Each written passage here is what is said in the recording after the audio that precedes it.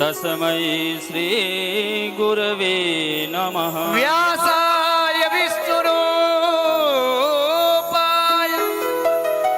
व्यासरूपाय ते नमः। नमो वै ब्रह्मनिधये वासिष्ठाय नमो विप्रप्रसादात् धरणीधरोऽहं विप्रप्रसादात् कमलावरोऽहं विप्रप्रसादात् अजितार्दितोऽहं विप्रप्रसादात् मम रामनामम्।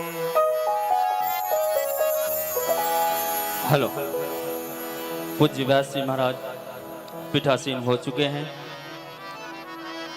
आप सभी शिव भक्त से अनुरोध है, कथा पंडाल में शीघ्र आए। अभी आरती होने जा रही है। सभी अपने अपने स्थान पे खड़े होकर आरती का लाभ लें। हरि ओम। शुभम करोतु कल्याणम आरोग्यम धन संपदाम आत्मबुद्धि प्रकाशाय दीप ज्योति नमो। हरि ओम। चंद्रमा मनसो जाचचो सूरजो अजायत श्रोत्राद्वायुष्य प्राण चमुखाग्निर्जायत ज्वालामालिन्यै नमः रत्नेश्वर्यै नमो नमः।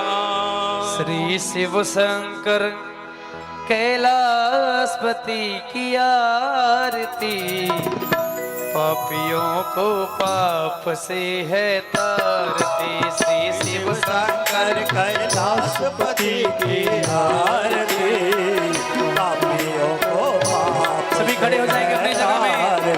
यो शिव शंकर कैलाशपति की आरती पापियों को पाप से है तारती। श्री शिव शंकर कैलाशपति की आरती पापियों को पाप से है तारती। ये अमरनाथ ये विश्वनाथ ये सब देवों में निराले महादेव कहाने वाले। महादेव कहाने वाले महादेव कहाने वाले। ये अमरनाथ ये विश्वनाथ ये सब देवों में निराले महादेव कहाने वाले। महादेव कहाने वाले महादेव कहाने वाले।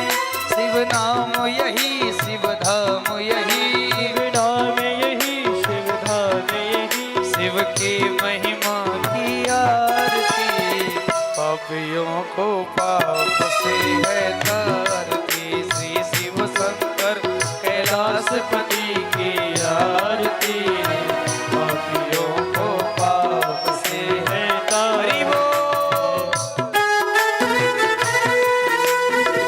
तालियों की सेवा कर भाव से गाएंगे पीछे वाले भी। बोले शंकर भगवान की।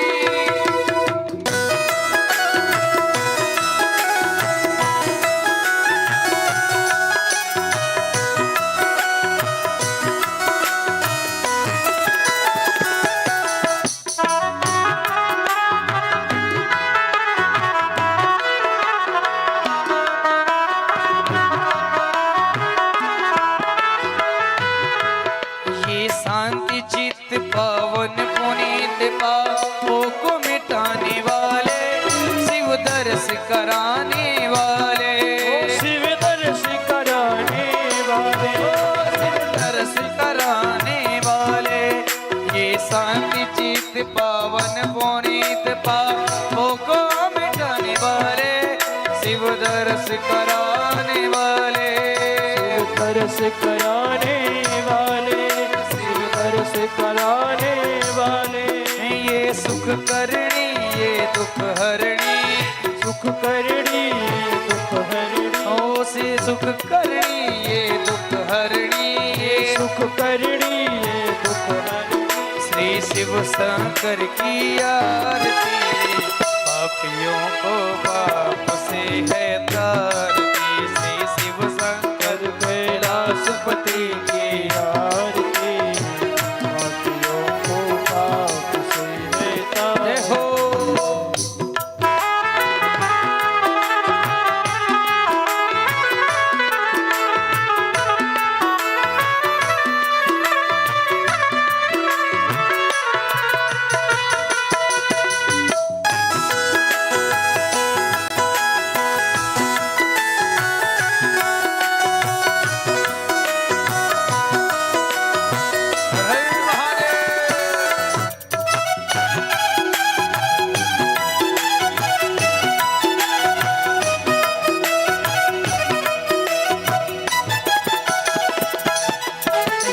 मधुरी बोल सतपंथ खोल सन मार्ग दिखाने वाले बिगड़ी को बनाने वाले वो बिगड़ी को बनाने वाले बिगड़ी को बनाने वाले शिव शिव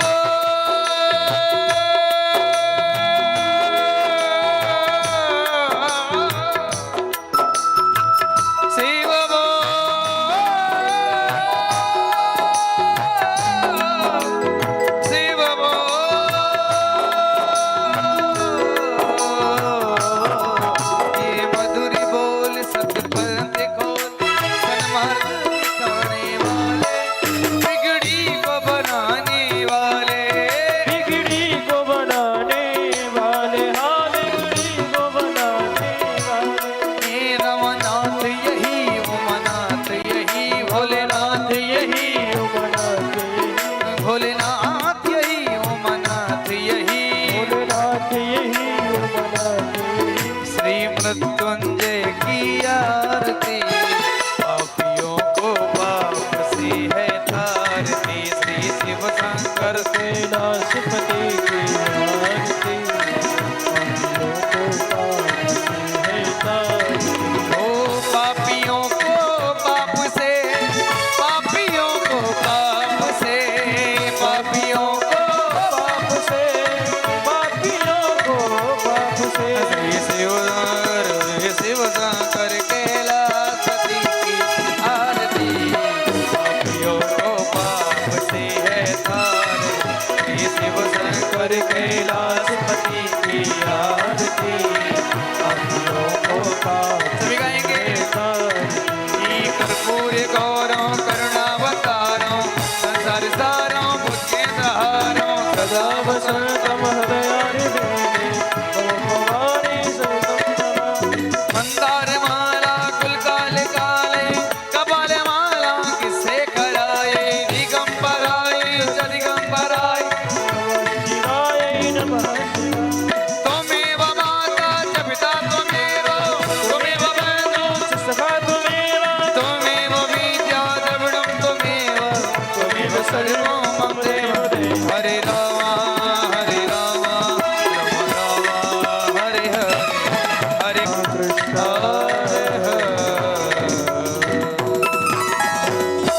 हरि ओम देव हो शांतिरंतरिक्षं शांति पृथ्वी शांतिरापः शांतिरो सदया शांति वनस्पतयः शांति शान्तिर्देवाः शान्तिर्ब्रह्म शान्ति सर्वगं शान्तिः शान्तिरेव शान्तिः सामा शान्तिरेधि ॐ जगनेन जगनामाय जन्तदेवास्तानि धर्माणि प्रथमन्यासन्नदेहनाकं महिमानः सचन्द यत्र पूर्वे साध्याः शान्तिदेवाः ॐ मेघदन्ताय विद्महे वक्रतुण्डाय धीमहि तन्नो दन्ति प्रचोदयात् ॐ नारायणाय विद्महे वासुदेवाय धीमहि तन्नो विष्णु प्रचोदयात् ॐ कात्यायनी च विद्महे कन्याकुमारी च धीमहि तन्नो भगवती प्रचोदयात् ॐ तत्पुरुषाय विद्महे महादेवाय धीमहि तन्नो रुद्रः प्रचोदयात्। करचरणकृतं वा कायजं कर्मजं वा श्रवणनजं वा मानसं वा पराधं विहितमविहितं वा सर्वमेतत्क्षमस्व। जय जय हे करुणावदे श्री महादेव शंभो। नाना सुगंधि पुष्पाणि यथात्कालोद्भवानि च पुष्पाञ्जलिर्मया दत्तं गृहाणां शिवशङ्करः। मंत्रपुष्पांजलि सादरं समर्पयामि। प्रेम से बोलिए गणपति गजानन महाराज की जय। उमापति महादेव की जय। व्यास जी महाराज की जय। सद्गुरु भगवान की जय। अपने अपने माता पिता की जय। अपने अपने गुरु गोविंद की जय। गौ माता की जय। सत्य सनातन वैदिक हिंदू धर्म की जय। नमः पार्वती पतये हर हर महादेव हर। श्री शिवाय नमस्तुभ्यं।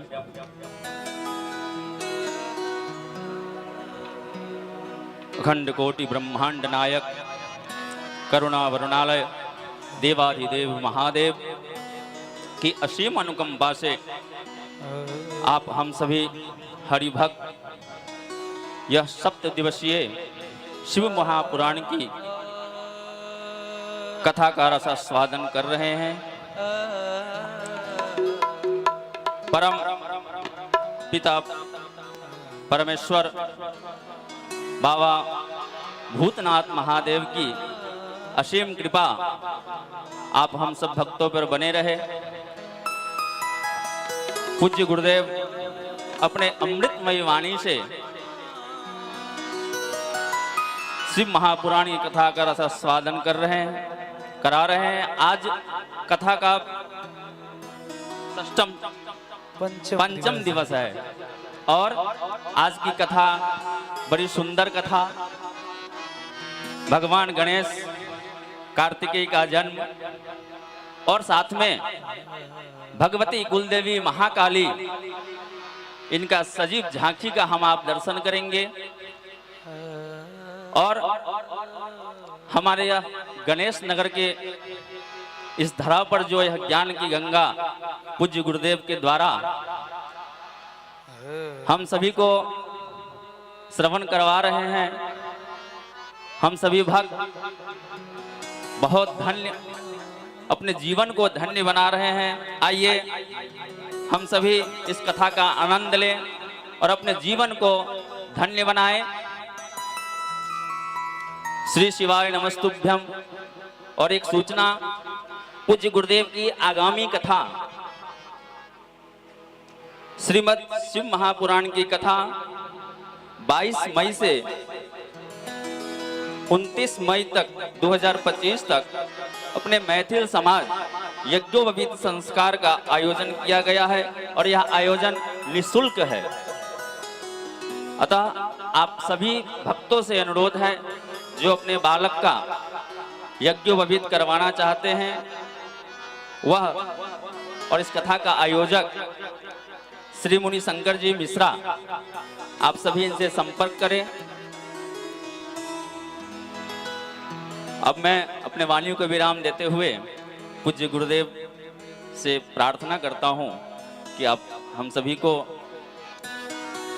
यह कथा का अमृत पान कराकर हम सभी को हमारे जीवन को धन्य बनाए। ओम श्री शिवाय नमस्तुभ्यं। श्री शिवाय नमस्तुभ्यं। सभी प्रेम से बोलेंगे हर हर महादेव।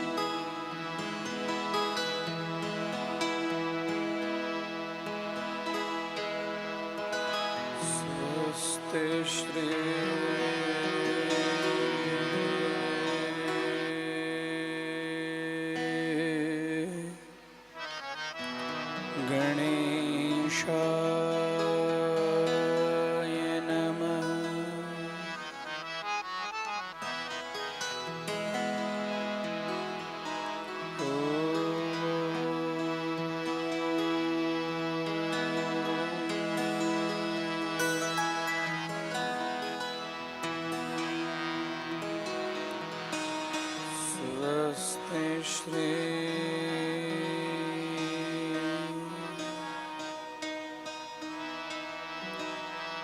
सरस्वत्यै नमः।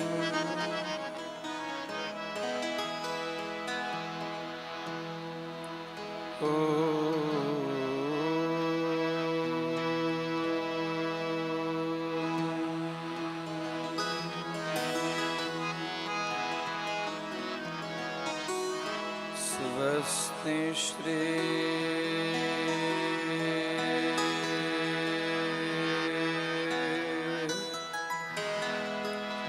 गुरुभ्यो नमः।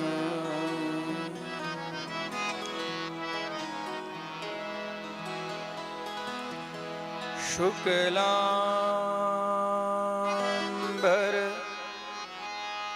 धरम देवं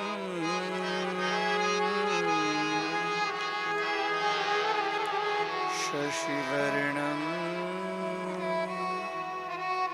चतुर्भुजम्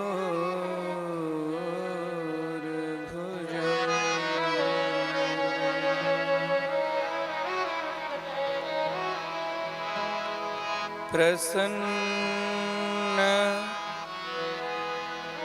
वदनं ध्यायेत्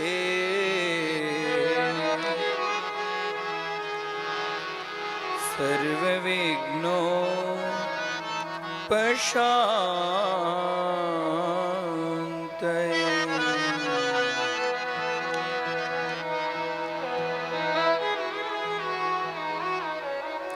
नमस्ते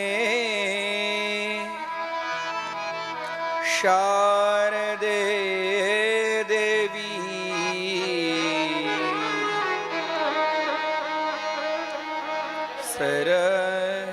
सरस्वती मती प्रदे।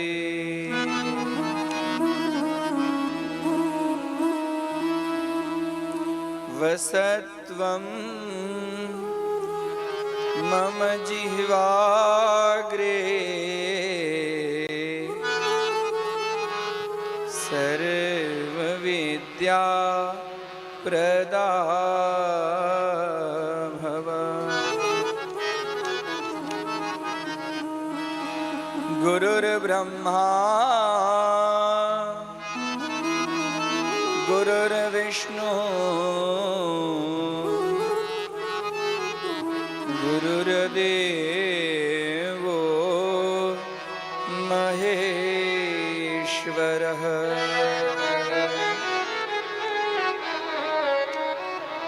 गुरुः साक्षात्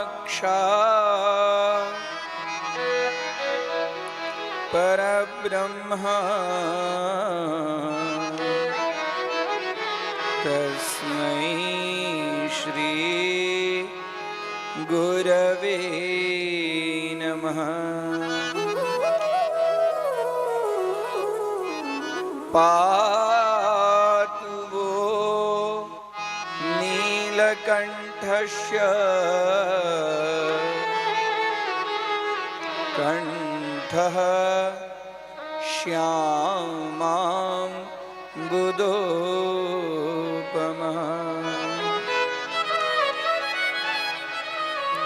गौरी भुजलता यत्र विद्युल्लेखे वराजते।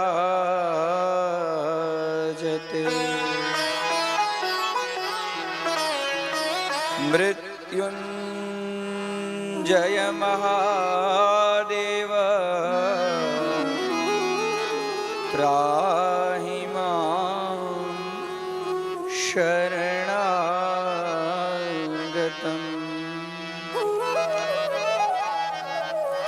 जन्म मृत्यु जरा व्याधि पीडितं कर्मबन्धनैः।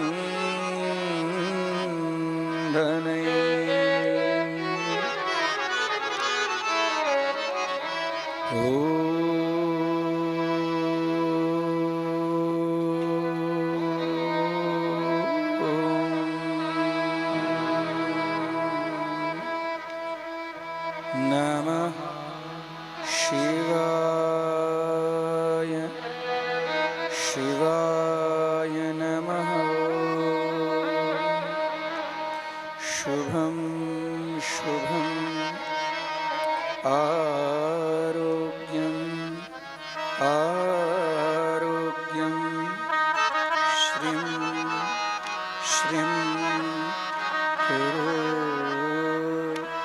कुरु स्वाहा।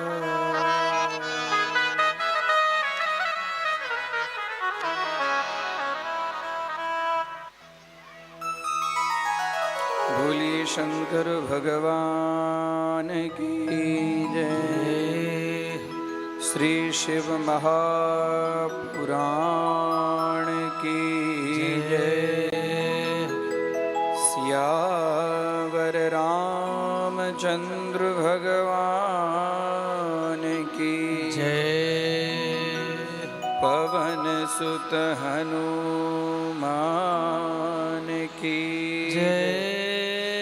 उमापति महादेव की जय।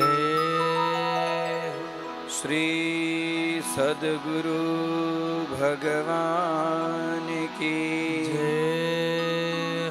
ओम नमः पार्वती पतये हर हर महादेव।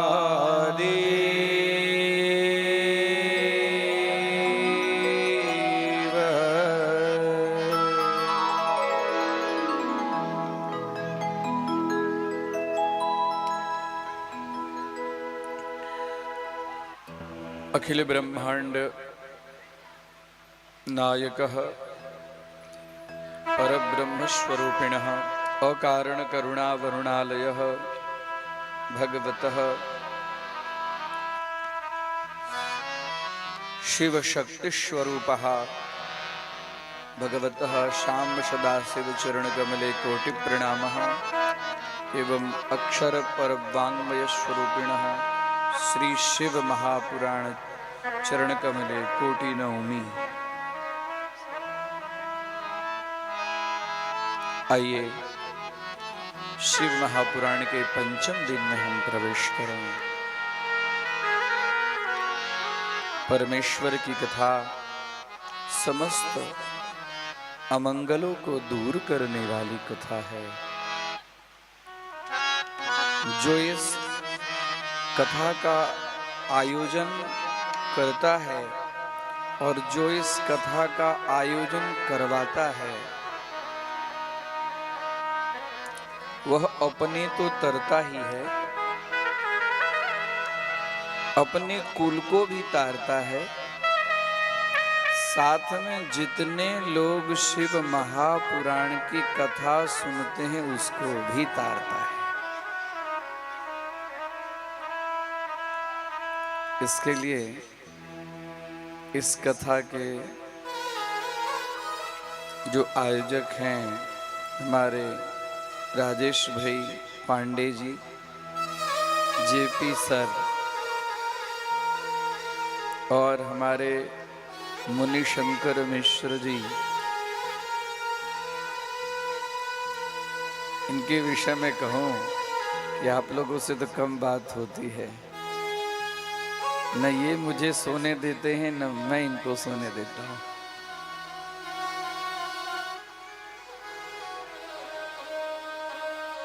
कोई योजना को सफल बनाने के लिए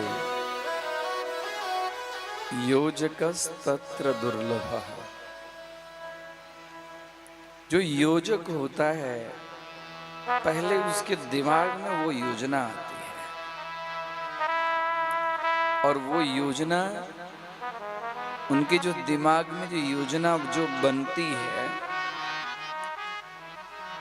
वो जिस विषय का जितना गहन अध्ययन करके उस योजना को बनाते हैं उससे कई गुना ज्यादा वह योजना अपने आप के लिए सफल होती है। तो इस कथा के आयोजक समस्त गणेश नगर निवासी एवं शिव महापुराण कथा समिति के जितने आयोजक हैं, सभी लोग धन्यवाद के पात्र हैं। और हमारी श्रद्धामयी मातृशक्ति स्वरूपिणी हमारी माताएं और शिव स्वरूपः पुरुष एवं हमारे कथा के श्रोतागण, छोटे छोटे बच्चे एवं जगदम्बा स्वरूपिणी बालिकाएं, आइए हम कथा में प्रवेश करें। उससे पहले भगवान के चरण कमल में रुद्राष्टक के रूप में वाक्य पुष्पांजलि अर्पण करते हुए कथा में हम प्रवेश करें। नमामि शमीशा निर्वाणरूपं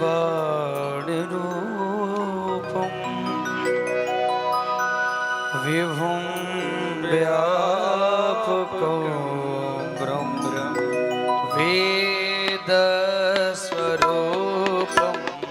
नमामि शमीशा निर्वाणरूपं विभुं व्यापकं ब्रह्म वेदस्वरूपं निजं निर्गुणं निर्विकल्पं निरीहं चिदाकाशमाकाशवासं भजेऽहं नमामि शमीशा निर्वाणरूपं विभुं व्यापकं वेदस्वरूपं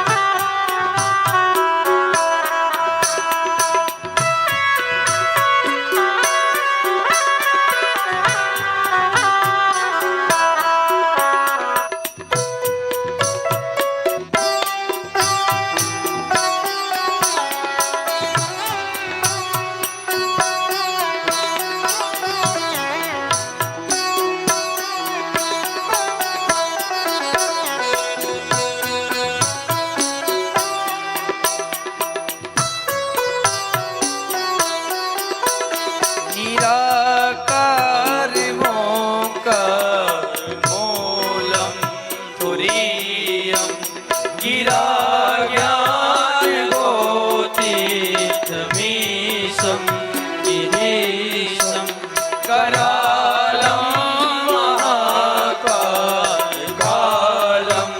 कृपालं गुणागार संसारकारं नतोऽहं तुषारादिसङ्काश गौरं गम्भीरं मनोभूतकोटि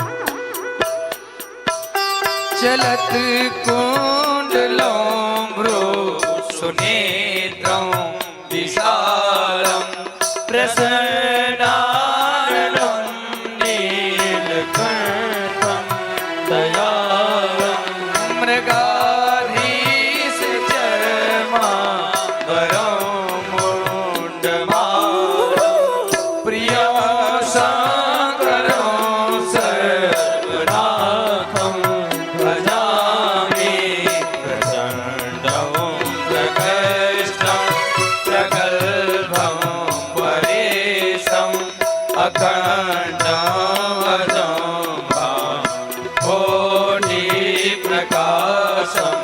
त्रयः शूलनिर्मूलनं शूलपाणिं भजेऽहं भवानी पतिर्भावगम्यं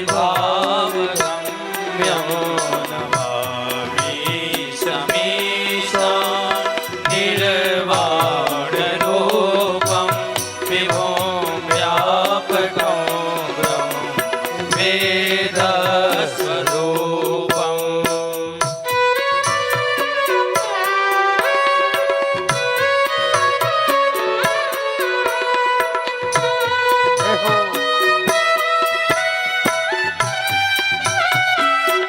हरि बोल।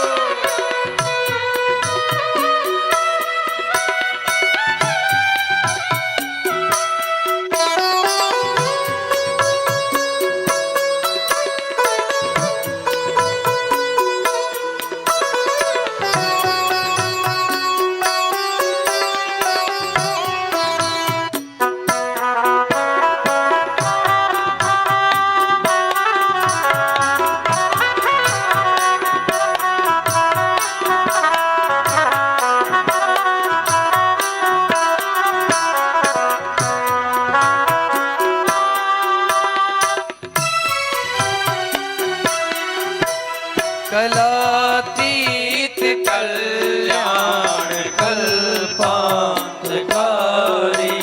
सदा सज्जनानन्द दाता पुरारी चिदानन्द सन्दो अमोहापहारी प्रसीद प्रसीद प्रभो मन्मथारी दयावतु माना आधारवेदं भजन्ति लोके परिवानराणां तथावत् सुखं शान्तिं सन्तापनाशं प्रसीद प्रभो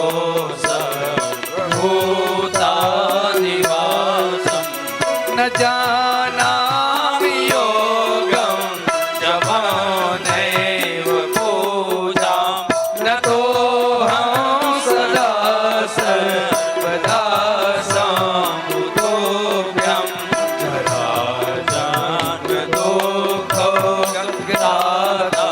जराजन्मदुःखदातव्यमानं प्रभो पाहि आपन् नमामि शम्भो नमामि शमीशान् निर्वाणरूपं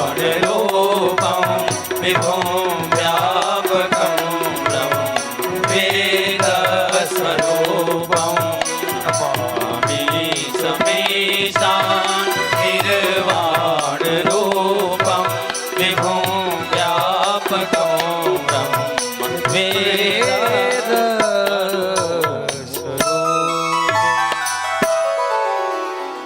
रुद्राष्टमिदं प्रोक्तं विप्रे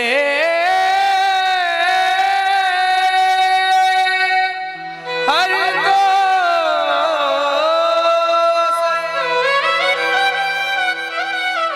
हे पठन्ति नरा भक्त्या तेषां शम्भो प्रसीद। बोले शंकर भगवान महापुराण की, माता पार्वती की। जय। वंदे वंदन तुष्टमानसमति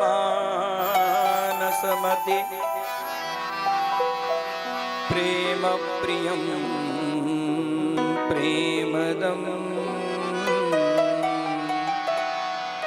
पूर्णं पूर्णकरं प्रपूर्णनिखिलेश्वर्यैकवासं शिवम्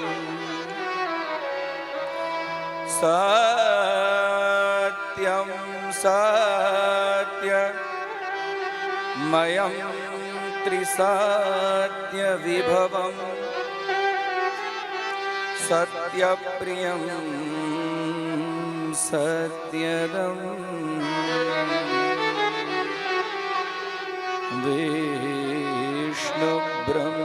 विष्णुब्रह्मनुतं स्वकीयकृपयो पाताकृतिं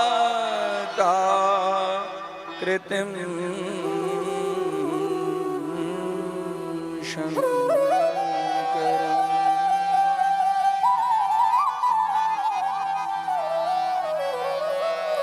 बोलिए शंकर भगवान की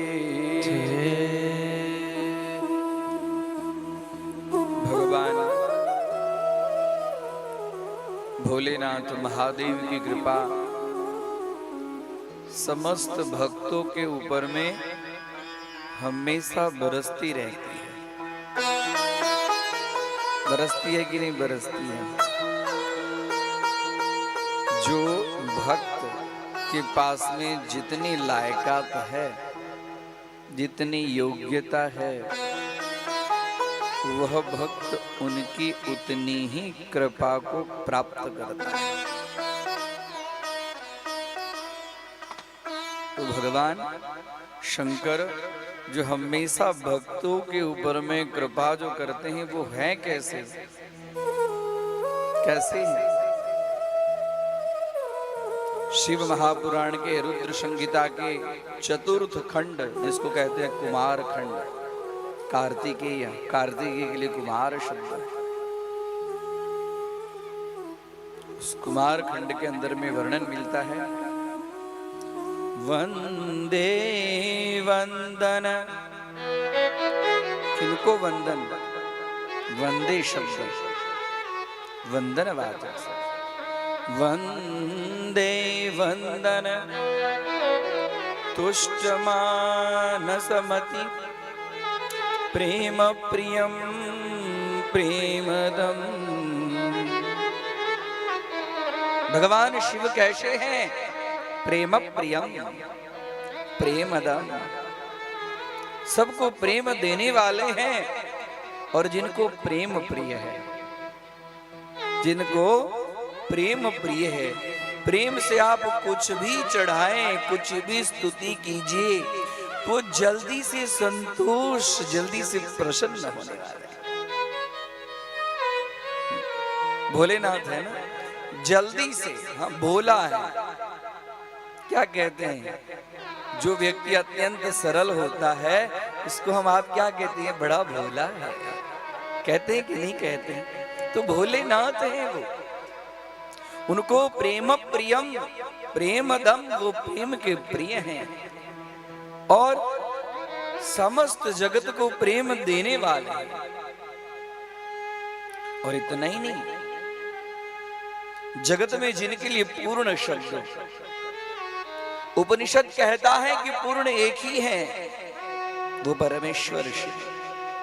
देखिए यहां भी उनके लिए पूर्ण शब्द का प्रयोग है। पूर्णं पूर्णकरं प्रपन्न निखिले अखिलम सर्वम। पूर्ण कौन है? पूर्ण वही है, दूसरा और कोई पूर्ण है ही नहीं। भगवान शिव जी के सिवाय और कोई व्यक्ति पूर्ण है ही नहीं। पूर्ण है इसके लिए न उनके जन्म का ठिकाना है, हाँ? तभी न वो पूर्ण है। जिनके लिए जन्म है वो पूर्ण हो ही नहीं, कहीं से न कहीं से आए हैं, हाँ? इसके लिए अजन्मानो लोका किमव यव बंतो जगता, जगत के अधिष्ठाता है, इसके लिए पूर्ण पूर्णम। और इतना ही नहीं, वो सब कुछ पूर्ण करने वाले हैं, जगत को पूर्ण करने वाले हैं। पूर्ण करम प्रपूर्ण निखिले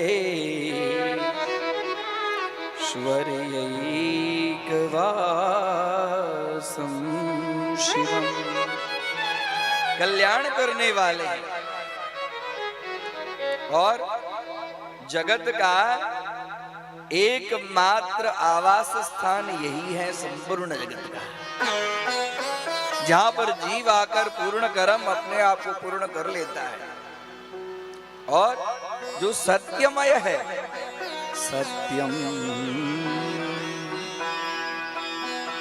देखिए श्रीमद् भागवत में भी भगवान कहते हैं कि हम किनका चिंतन करें, तो वहां पर प्रथम श्लोक के मंगलाचरण में वर्णन मिलता है, सत्यम परम धीमहि। और भगवान की गर्भस्तुति में भी सत्यव्रतम सत्यपरम त्रिसत्यम सत्यस्य योनिम निहतम च सत्ये सत्यस्य सत्यामृत सत्य नेत्रम सत्यात्मकम त्वाम शरणम प्रपद्ये। भगवान क्या है? भगवान सत्य स्वरूप है। सत्यम शिवम सुंदरम, सत्यम शिवम सुंदरम, सत्यम शिवम सुंदरम, ओ सत्यम शिवम सुंदरम, सत्यम शिवम सुंदरम, सत्यम शिवम सुंदरम, सत्यम शिवम सुंदरम।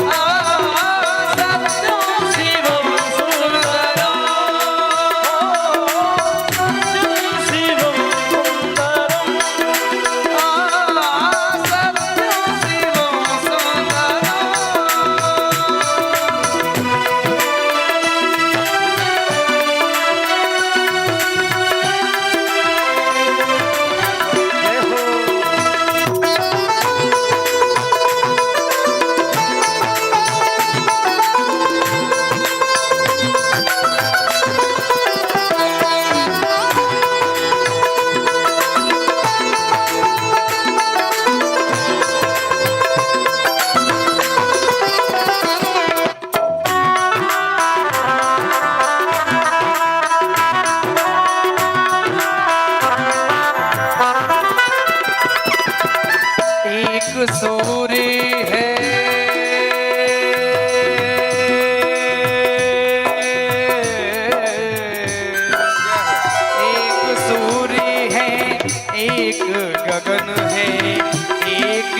धरती माता। दया करो प्रभु एक बने सब, दया करो प्रभु एक बने सब, सबका एक सदा।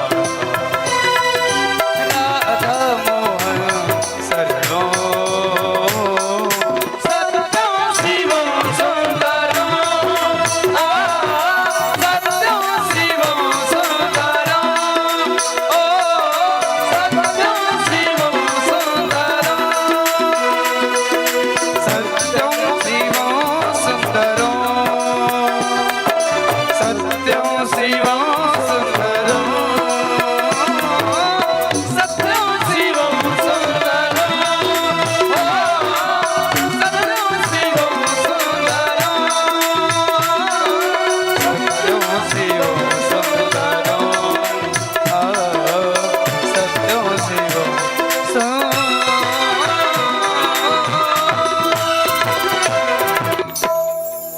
बोले शंकर भगवान की जय।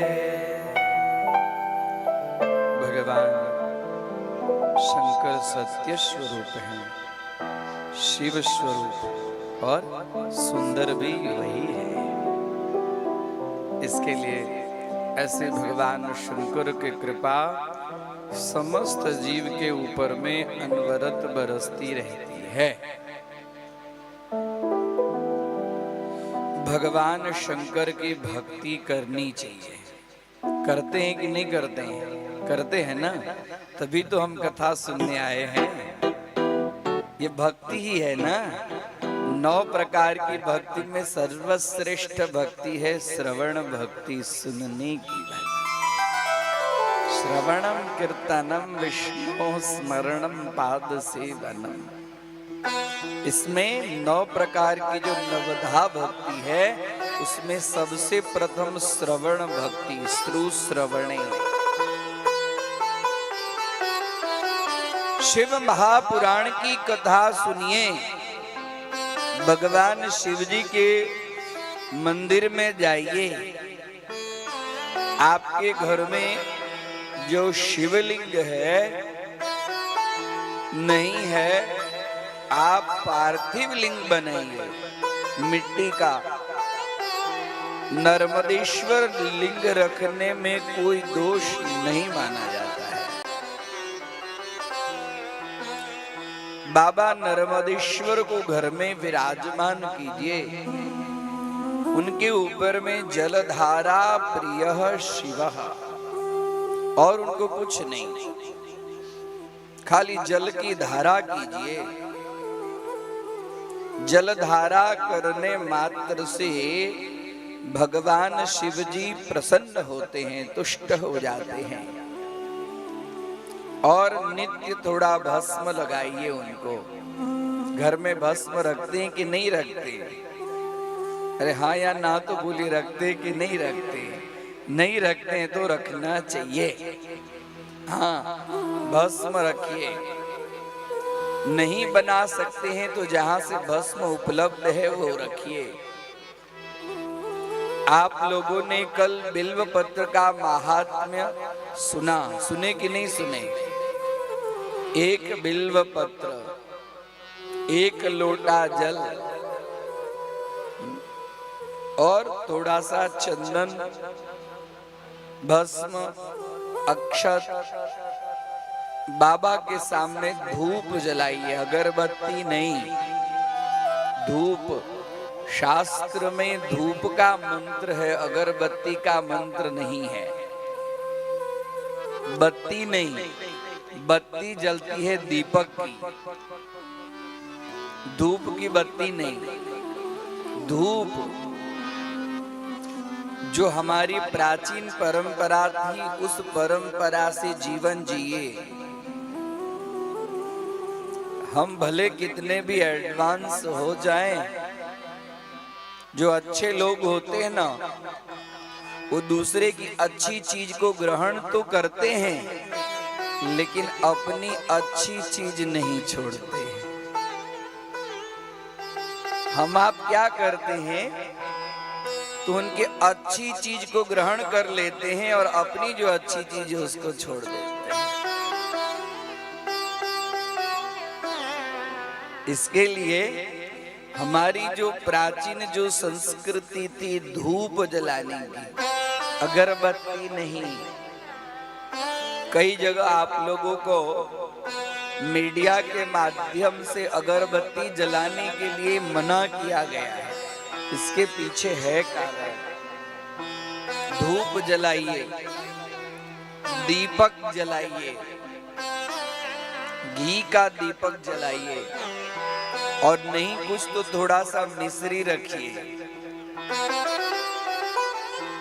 आज भगवान ने बहुत कुछ दिया है, पहले तो इतना भी नहीं था, तो फिर भी पूजा होती थी।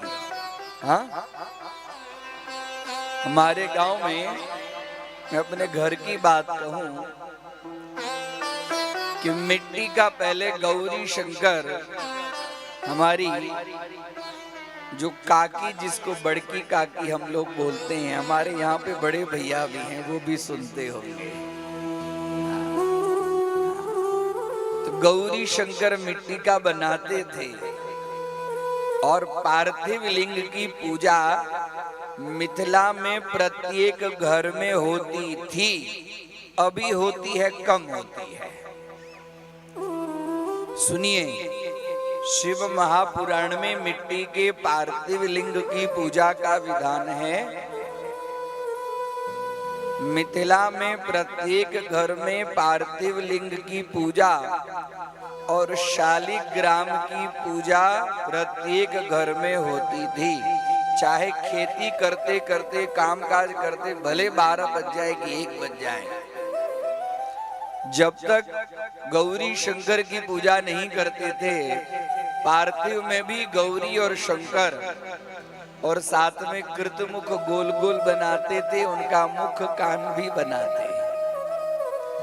और द्रव्य की इतनी दिक्कत थी कि प्रसाद के लिए द्रव्य घर में रहता नहीं था, तो क्या करते थे, कच्चा चावल जो आता है वो, और कच्चा चावल में थोड़ा सा गुड़ मिला देते थे, मिश्री होता था मिश्री मिला देते थे। अब वो नहीं हुआ तो धीरे धीरे चीनी, शक्कर मिलाकर भी नहीं होता था, तो फिर भी भगवान की पूजा करते। और घर के प्रत्येक छोटे छोटे बच्चे बहू जो होते थे, दादा दादी, सबको पहले तुलसी दल के साथ में प्रसाद देते थे, और उसके बाद में अन्नपूर्णा मैया का प्रसाद ग्रहण करते थे।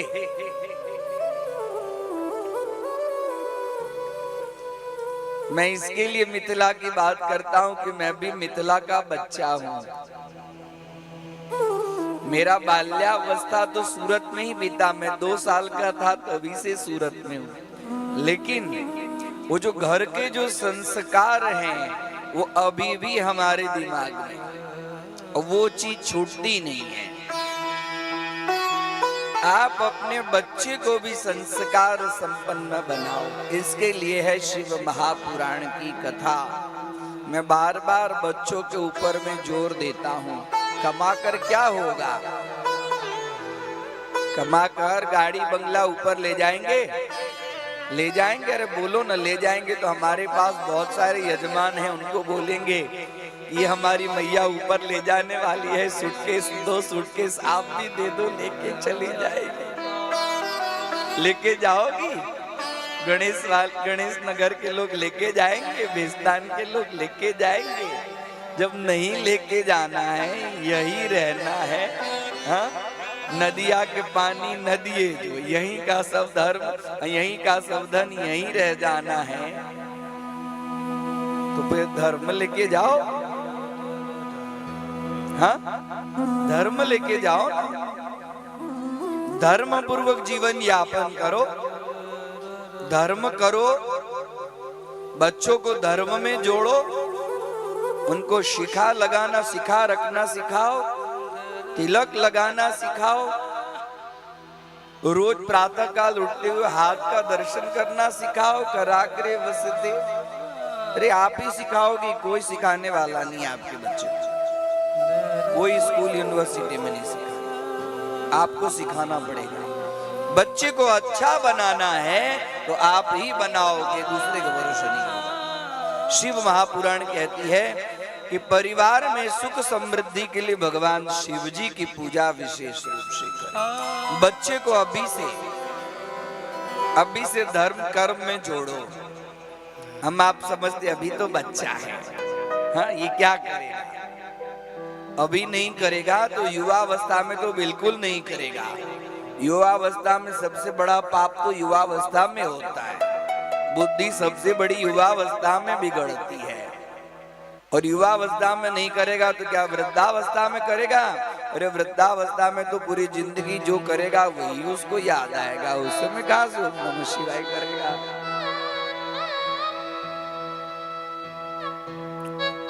कुम्हार है ना, कुम्हार जब मिट्टी का घड़ा बनाता है तो पहले मिट्टी का घड़ा कच्चा होता है ना, बाद में पक्का बनता है ना, देखे है ना। तो कच्चा जो मिट्टी का घड़ा होता है उसके ऊपर में जैसा वो घाट गढ़ता है, जैसे वो कलाकारी करता है, वही घड़ा जब पक जाता है तो मिट्टी का बर्तन फूट जाता है, लेकिन उसकी कलाकारी, उसकी घाट नहीं निकलती है। निकलती कि नहीं निकलती? वैसे ही आपके बच्चे में जो बच्चा जो है वो कच्चा घड़ा है, हाँ? दादा दादी के गोद में बच्चा बैठा है, जो दादा दादी उसको बोलेंगे ना वही बच्चे को लगेगा कि सबसे प्रिय है। वो उसके दिमाग में जो एक बार जो बैठ जाएगा ना, वो फिर बार उसके बाद में वो युवावस्था में होगा कि वृद्धावस्था में होगा, वो निकलेगा नहीं। बच्चों को सुधारने के लिए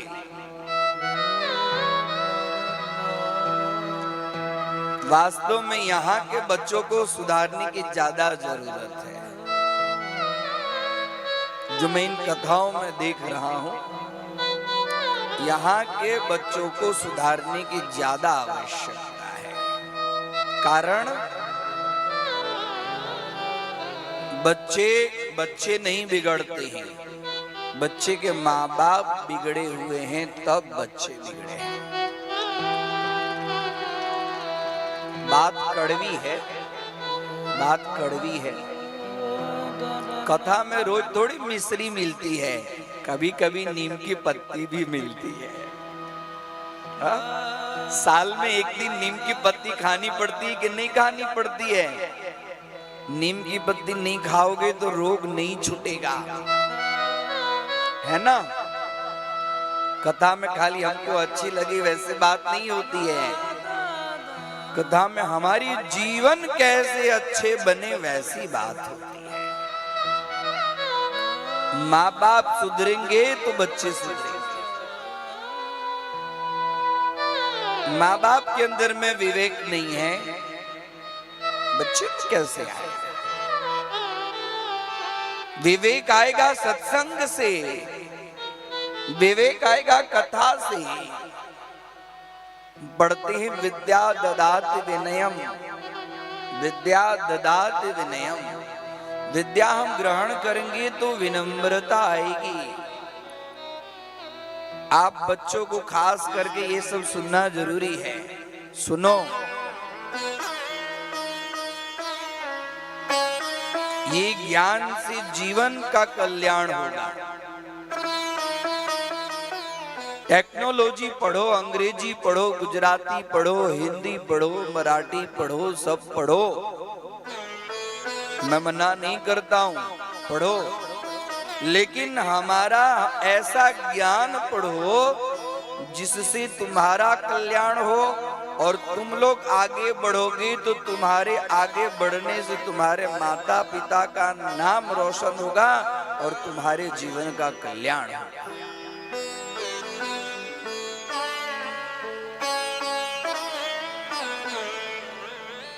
बाल्यावस्था से भक्ति में जुड़ो। ध्रुव जी छोटे थे, भक्ति में जुड़ गए, बात लग गई। प्रहलाद जी छोटे थे, नारद जी का उपदेश गर्भ में ही उनको आत्मसात हो गया। माताओं से निवेदन है, जो माताएं गर्भवती है वो क्रोध करना बंद करें, दुनियादारी के बातों में अपने समय को मत बिगाड़ो। वो जो समय है ना, वो एक एक क्षण बच्चों को संस्कार संपन्न बनाओ।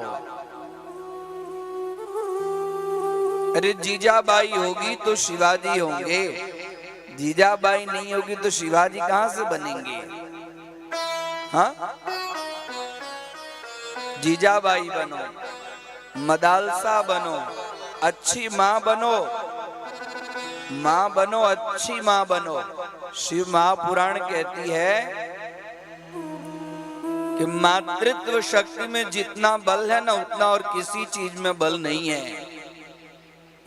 माँ अच्छी बनेगी ना, बच्चे अच्छे बनेंगे, घर अच्छा बनेगा। नारी जो होती है वो नारायणी का रूप होता है। आचरण को शुद्ध करो, अपने व्यवहार को शुद्ध करो। माताओं को दुनिया की बात करने में बड़ा मजा आता है ना? मैं आज पहले कहा कि आज थोड़ी नीम की पत्ती आप लोग को आज ज्यादा दूंगा। दुनिया की बात करने में मजा आती है ना? अरे माया की बात करते करते पूरी रात बीत जाए ना, तो फिर भी बात पूरी नहीं होती है। और मायापति की जो बात आए ना, भगवान की बात आए, शिव जी की बात आए, तो दुनिया का सारा काम जो दिमाग पे आ जाता है। पति पत्नी में ज्यादा फिजूल की बातें मत करो, जितनी जरूरत है उतनी बातें करो। बातें हम बहुत करते हैं, हम आप बातें बहुत करते हैं। आप लोगों की बात नहीं करता हूं, मैं अपनी बात करता हूं। दुख मत करना।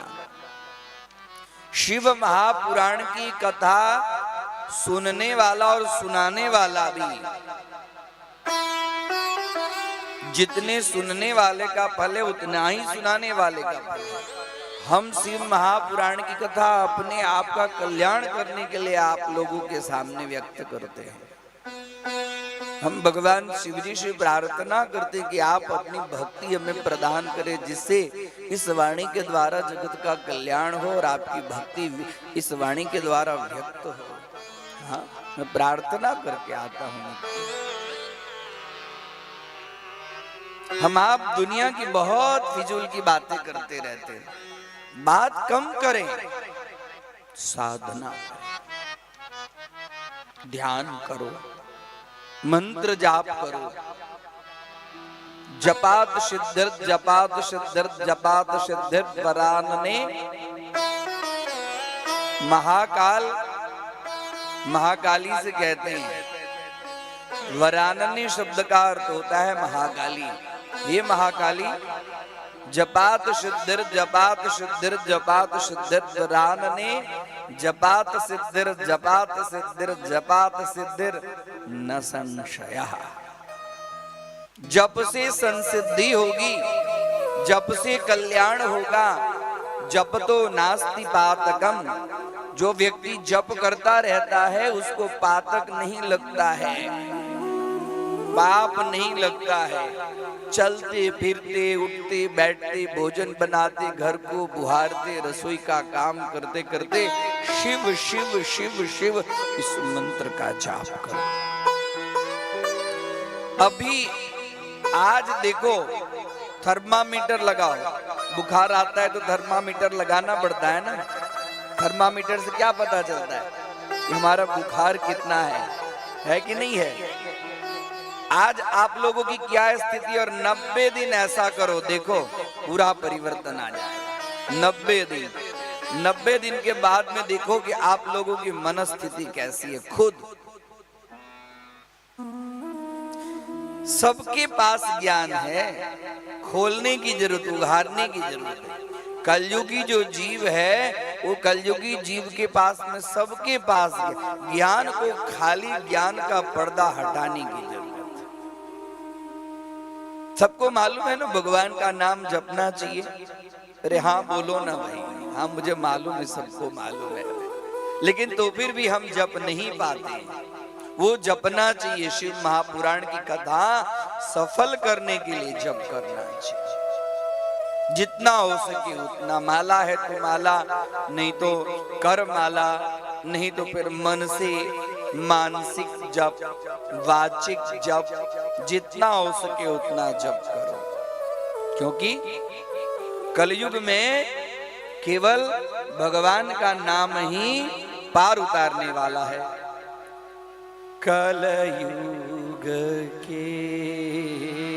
कलयुग केवल नाम आधारा, कलयुग केवल नाम आधारा, कलयुग केवल नाम आधारा। सुमिर सुमिर नरा उत नहीं पारा, सुमिर सुमिर नर उतरे ही पारा, कलयुग केवल आधारा, कलयुग केवल, कलयुग केवल, कलयुग केवल आधारा। इसके लिए नाम जप करो। आइए सत्य स्वरूप भगवान शिव समस्त जगत का कल्याण करने के लिए वो लीला करते हैं। उनकी प्रत्येक लीलाएं जगत के कल्याण के लिए। कल आप लोगों ने देखा भगवान शिव पार्वती का विवाह। शिव पार्वती का कल विवाह हुआ ना, कल कितना नाचे आप लोग। अरे मेरे पास कितना फोन आया, हाँ बोले कौन सा ऐसा उत्सव था, कोई आदमी तो खड़ा रहा, बैठा रहा ही नहीं। सब बच्चे की टोली अलग, माताओं की टोली अलग, दीदी की टोली अलग, हाथ में हाथ देकर नाच रहे थे। कल हमारे भगवान शिव जी की विवाह, ब्रह्मा जी विवाह करवाए, विवाह का उपसंहार हुआ और उसके बाद में विवाह के बाद में दक्षिणा दिया जाता है। दिया जाता है ब्रह्मा जी को भगवान शिव जी ने दक्षिणा दी। हाँ? दोनों वर और वधू ब्रह्मा जी का आशीर्वाद लिए। जो कर्म करते हैं उसमें दक्षिणा जब तक नहीं दी जाती तब तक वो कर्म संपन्न नहीं होता है। शास्त्र में वर्णन मिलता है, हत यज्ञम अदक्षिणाम, अदक्षिणाम यज्ञम हतम नष्ट कारकम। उसके बाद में क्या होता है, वर और वधू का कोहबर होता है। वर और वधू को कोहबरम, कोहबर बोलते हैं। जानते हैं ना आप लोग कोहबर किसको कहते हैं? हमारी माताएं तो कोहबर को सजाती है, सुंदर सजाती। क्यों? वो भवन बड़ा सुंदर बनाते हैं, भवन को अपने हाथ से सुंदर चित्रित करती है। हाँ, राधा कृष्ण की छवि को वहां पर चित्रित करती है। और कोहबर का वर्णन बड़ा सुंदर शिव महापुराण में मिलता है। वो कोहबर में जाते हैं दोनों, दीप प्रत्यक्ष जलता रहता है कोहबर में, कर्म के साक्षी हैं। 3 दिन तक कोहबर का बड़ा सुंदर महत्व है। वहां पर स्त्रियां ले जाती हैं लोकाचार, जिसके जैसे लोकाचार है वैसे वर और वधू को ले जाते हैं।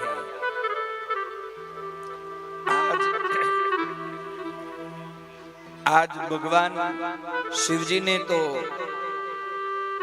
काम को तो जलाकर भस्म ही कर दिया, तो भगवान शिव जी के पास में काम आएगा कैसे? हाँ? काम नहीं आ सकता है। इसके लिए रति की प्रार्थना थी, रति का विलाप था। आपने मेरे प्राणनाथ को जला दिया है हे भगवान। तो कल संक्षिप्त में कथा हुई, भगवान शिव जी जब समाधि नहीं टूटती थी तो इंद्र ने कहा कामदेव को जाकर भगवान शिव जी के अंतःकरण में काम जागृत करो, नहीं तो ये कैसे, ये तारकासुर का वध कैसे होगा, देवताओं का कार्य कैसे सिद्ध होगा। और पुष्प बाण के रूप में पंच बाण, एक बाण जब छोड़े तो भगवान शिव का चित्त डोला। उनको लगा कि मेरे पास कैसे ये विकार, कैसे मेरे चित्त वृत्ति में विकार कैसे आ जाए। दूसरा बाण मारा, विचलित हुए। और तीसरा बाण तो लगा के रखा था, भगवान ने दो आंख देखी, यहां तो कोई नहीं है। और आम की मंजरियों से युक्त, यही वसंत ऋतु का कामदेव के परम मित्र हैं वसंत। इसकी कथा आई है शिव महापुराण में। कितनी कथा करो, कोई 7 दिन में शिव महापुराण की कथा नहीं होने वाली। तो मेन कथा कामदेव की उत्पत्ति कैसे हुई इसकी कथा है शिव महापुराण। रति की उत्पत्ति कैसे हुई इसकी कथा है। हाँ? भगवान ब्रह्मा जी के मन से कामदेव उत्पन्न हुआ है। जो दक्ष है, दक्ष के पसीना से रति की उत्पत्ति हुई है और काम और रति दोनों का विवाह हुआ।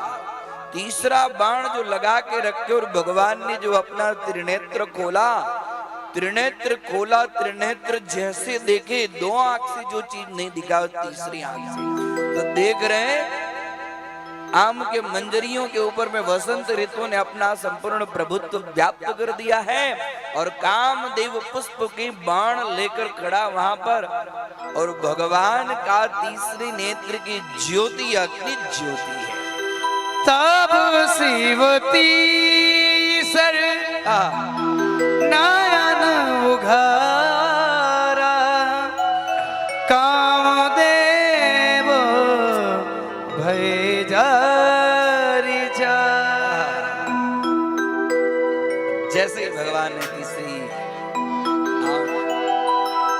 और उस अग्नि ज्योति से बाण लिए हुए जो कामदेव थे वो वहीं को वहीं राख के ढेर बने।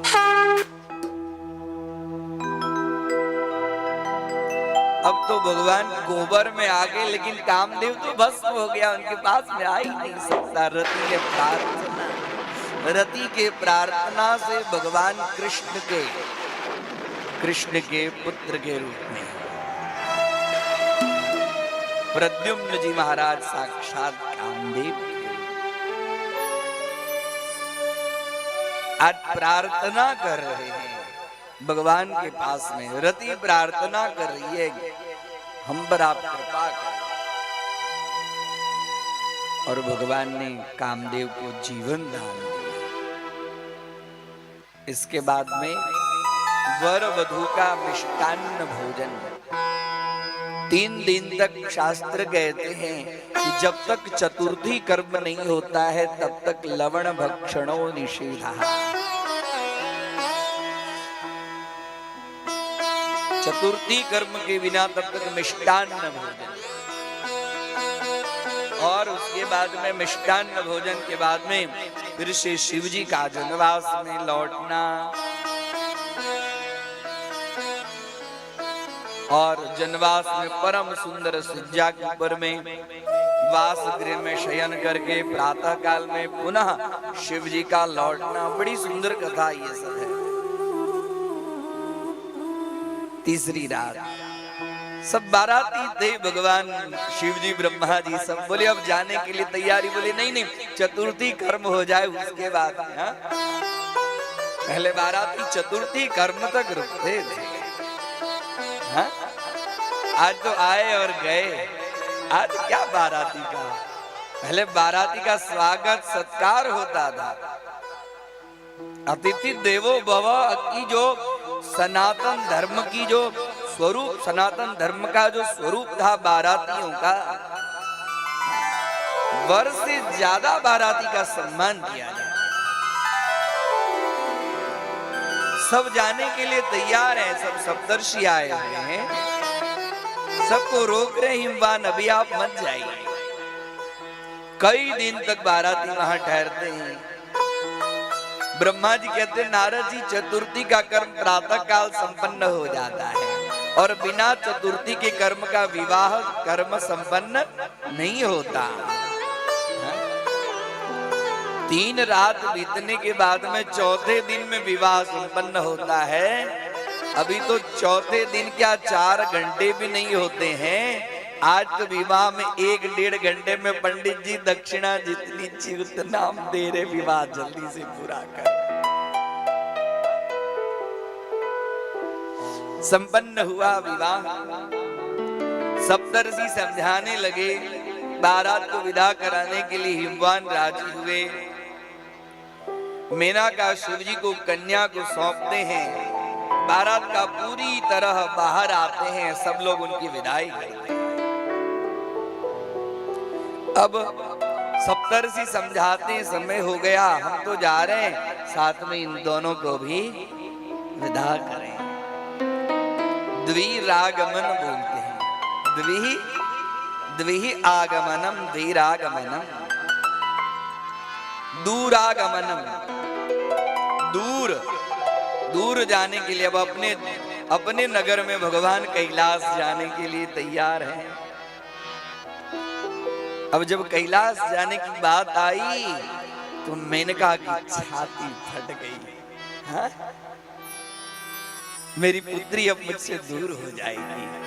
शिव को सौंप रहे हैं, इनकी हालत खराब है। शिव जी से प्रार्थना करती है, फूल सी कोमल मेरी पुत्री, इससे कुछ अपराध हो तो आप इसको डांटिएगा। कहते हैं कि नहीं कहते? हाँ?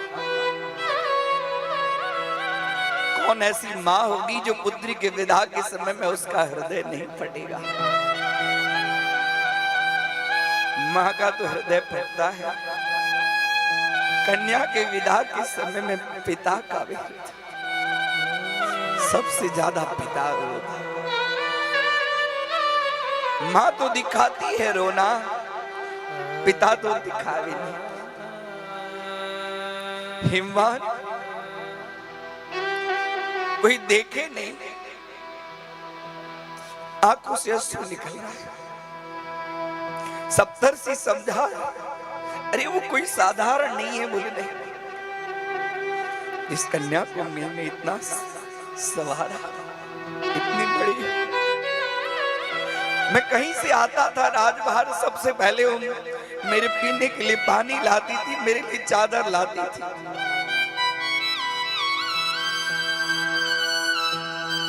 अब सप्तर्षि बहुत समझाते हैं, लेकिन हिमवान रहा नहीं जाता। सप्तर्षि का हाथ पकड़कर सप्तर्षि हृदय से लगाते, हिमवान धीरज रखो, धीरज रखो, साक्षात हो परमेश्वर। अरे वो कोई दूसरे नहीं है, वो तो जगत के पिता हैं।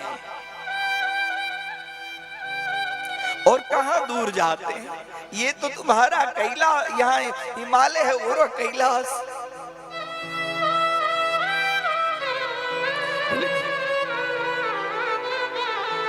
इधर मेना रो रही है,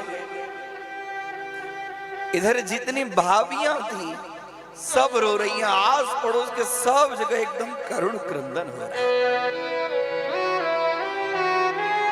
एकदम पूरा वातावरण करुण क्रंदन। डोली सुंदर उनके लिए सजी हुई है, कहार सब तैयार है। भगवान वर्णन मिलता है शिव महापुराण में कि सभी के रोने की स्थिति से भगवान शिव जी का भी हृदय पिघल गया, वो भी रो पड़े।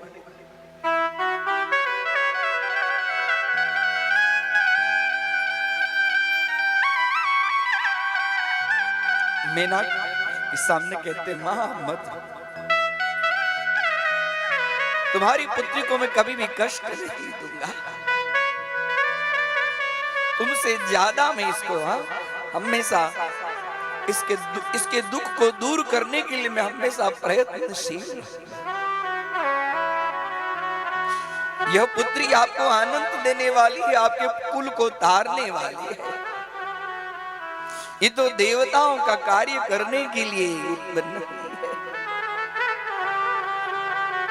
और साक्षात जगदम्बा शक्ति स्वरूपा होने के बाद में मानवीय लीला ऐसे करती है कि कोई उनको समझ नहीं पा रहा है कि साक्षात शक्ति स्वरूपा है, संपूर्ण जगत की जननी है। सब रो रहे हैं। और इतने में एक ब्राह्मणी आई है। मेना ये क्या कर रही है?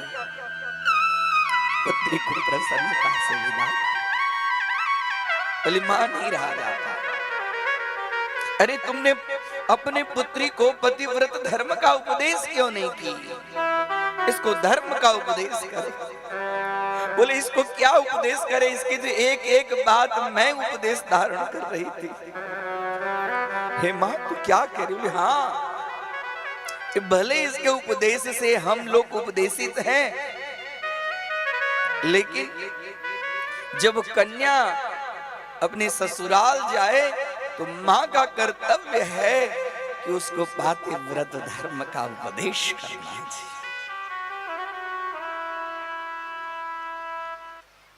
बोले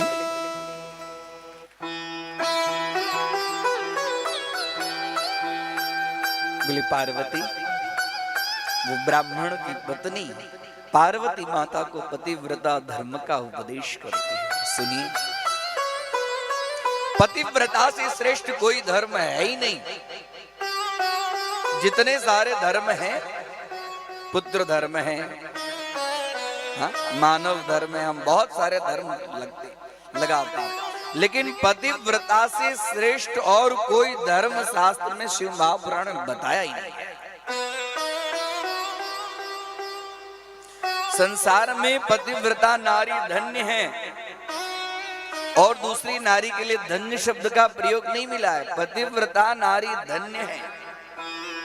पतिव्रता सब लोगों को पवित्र करने वाली है। पतिव्रता समस्त पाप राशि को नष्ट कर देने वाली। जो नारी पतिव्रता है वह पाप को नष्ट कर देने वाली है।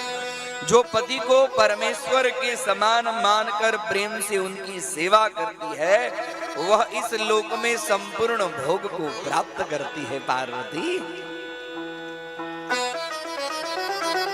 सुनिए, ये खास करके ये धर्म माताओं के लिए है। माताओं के लिए इसके लिए कि जो आप अपनी पुत्री को आप दे सकती हो, वो और कोई नहीं दे सकता। अपनी पुत्री को, नारी के लिए कभी कोई समय बदलता नहीं है। नारी के लिए वही समय होता है। आज हम कह रहे हैं ना समय बदल गया, नहीं, नारी के लिए समय वही रहता है। चाहे वो बहन के रूप में हो, चाहे पुत्री के रूप में हो, चाहे वधू के रूप में हो, चाहे माँ के रूप में हो, चाहे पत्नी के रूप में हो, चाहे कोई संबंधी के रूप में हो, वो जगत को कल्याण करने वाली है। धन्या पतिव्रता नारी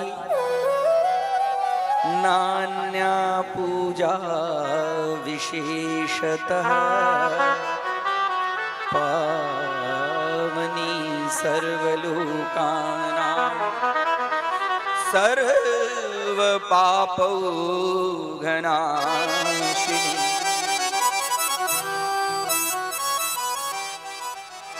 सर्व पापौ नाशिनी। अग शब्द का अर्थ होता है पाप। जो पतिव्रता नारी है वो समस्त पाप को नष्ट कर देती है।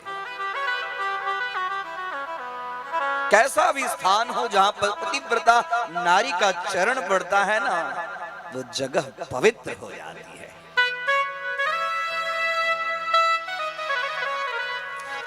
पतिव्रता नारी के पास में यमराज भी जल्दी फड़कते नहीं है। हाँ, देखे ना सावित्री की पूजा आप लोग करते हैं? हाँ, करते हैं कि नहीं करते हैं? मालूम है कि नहीं है? हाँ, पतिव्रता में कितना बल है। खींच ली अपने पति का प्राण। पतिव्रता नारी से ब्रह्मा विष्णु महेश सब डरते रहते हैं, है कि नहीं है? देखिए सती अनुसुईया की कथा, बच्ची को सुनाइए, छोटी छोटी बच्ची को ये कथा सुनानी जरूरी है। आज का जो समय है ना, बहुत कलयुग का समय है। वातावरण बिगड़ता जा रहा है। आज ये सब कोई किसी को कहने के लिए राजी नहीं है, और हम आप छोटी छोटी बच्चे को कहने के लिए राजी नहीं, तो बच्ची सुनेगी कैसे? आज तो फेसबुक, व्हाट्सएप, दुनियादारी, फलाना ठिकना। मेरी बात कड़वी है, मेरी बातों का दुख मत कीजिएगा। मुझे जो अच्छा लगता है मैं कहता हूँ। जितना आप लोगों की इच्छा हो ग्रहण करना, बाकी फिर मैं 2 दिन के बाद तो जाने वाला ही हूँ। सारी बातें मुझे दे दे। क्यों?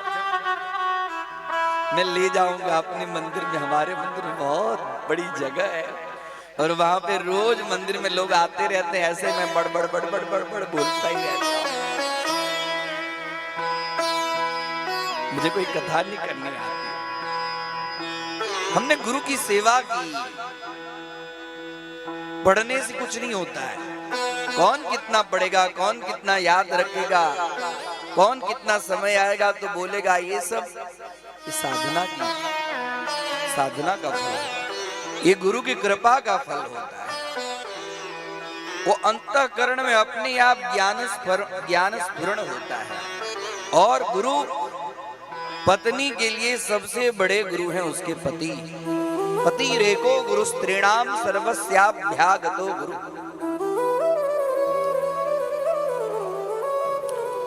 जिस नारी को तीर्थ यात्रा का फल पाने की इच्छा है ना, लोग अपने पति को छोड़ के कुंभ, आज बहुत सारी माताएं गई हैं कि नहीं गई हैं?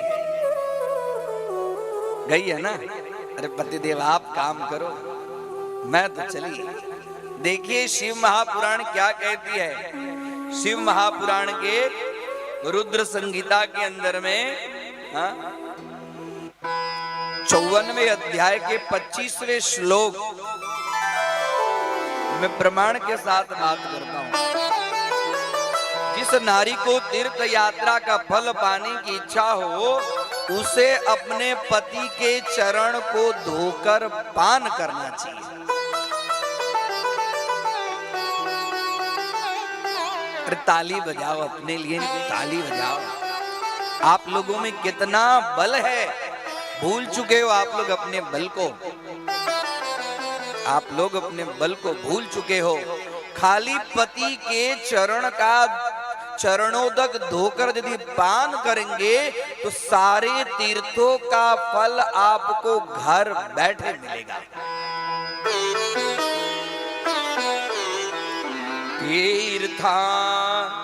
तीर्थार्थिनी तुया नारी, तीर्थार्थिनी तुया नारी, पति पादोदकम पिवे। पति पादोदकम पिवे, पति के चरण को धोकर उसको पादोदक बोलते हैं। पति पादोदकम पिवे, उसका फल क्या है? तस्मिन् सर्वाणि तीर्थानि क्षेत्राणि च न संशयः। उसके लिए सारे तीर्थ क्षेत्र पति के चरण में ही है। करो तीर्थ, हम ये नहीं कह रहे कि तीर्थ मत करो, तीर्थ करो, लेकिन अकेले तीर्थ मत करो। पति को साथ में लेकर। और पतियों से भी खास आग्रह है कि आप भी अकेले तीर्थ मत करो। आप भी अपने, आपका आधा शरीर को आप पवित्र करोगे, आधा शरीर को कौन पवित्र करेगा। पति का अर्थ होता है, ध्यान दीजिए, पति का अर्थ होता है पातयितुम रक्षयितुम समर्थः यः सः पति। जो पत्नी की रक्षा के लिए हमेशा तत्पर है, जो पत्नी को अधर्म के मार्ग से धर्म के मार्ग में प्रवृत्त करता है, जो पत्नी को भगवान के चरण कमलों में जाने के लिए जो प्रेरित करता है, जो रक्षण करता है, उसका नाम है पति।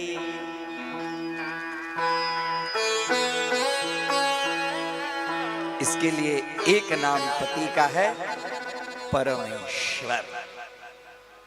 पति को क्या कहते हैं? परमेश्वर।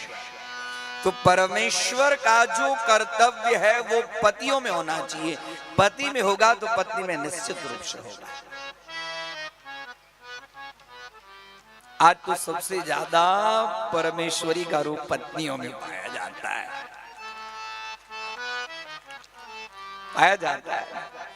इतनी पढ़ी लिखी एडवांस सारी हमारी माताएं दीदियां हो गई है, बोलते पति आपको तो कोई अक्ल ही नहीं है। हाँ? वो पूरे दुनिया को चला के आए, हाँ? बड़े बड़े व्यापारियों का मन मोह कर आए, करोड़ों रुपए कमा कर आए, और घर में आने आप क्या व्यापार करते हो, आपको क्या धंधा करने आता है, कोई अक्ल ही नहीं।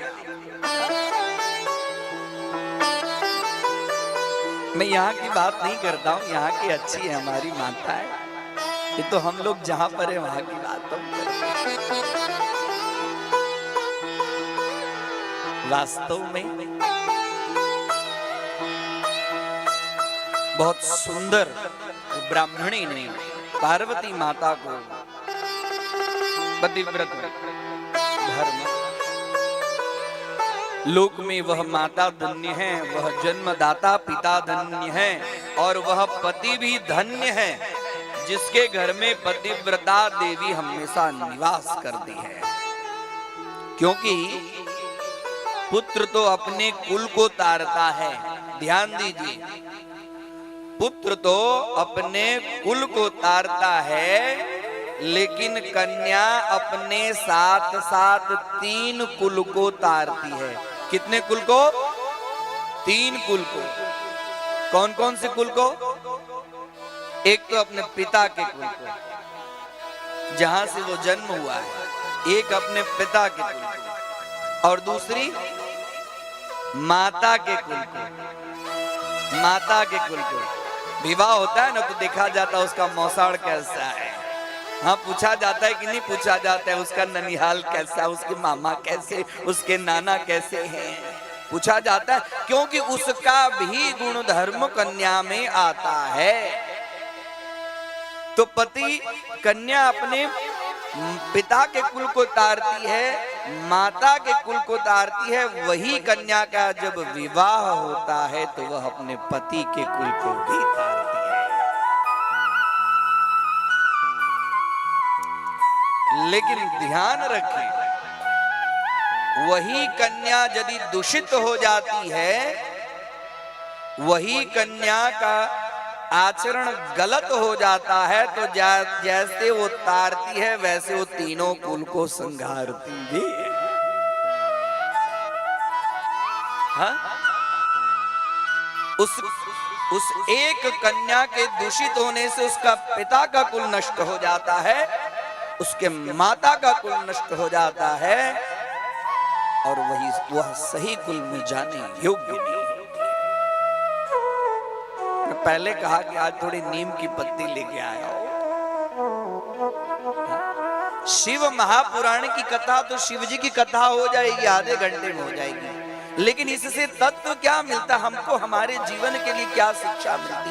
आज वास्तव में ये सब बातें कन्याओं को कहने की, हमारी छोटी छोटी बच्चियों को सिखाने की जरूरत है।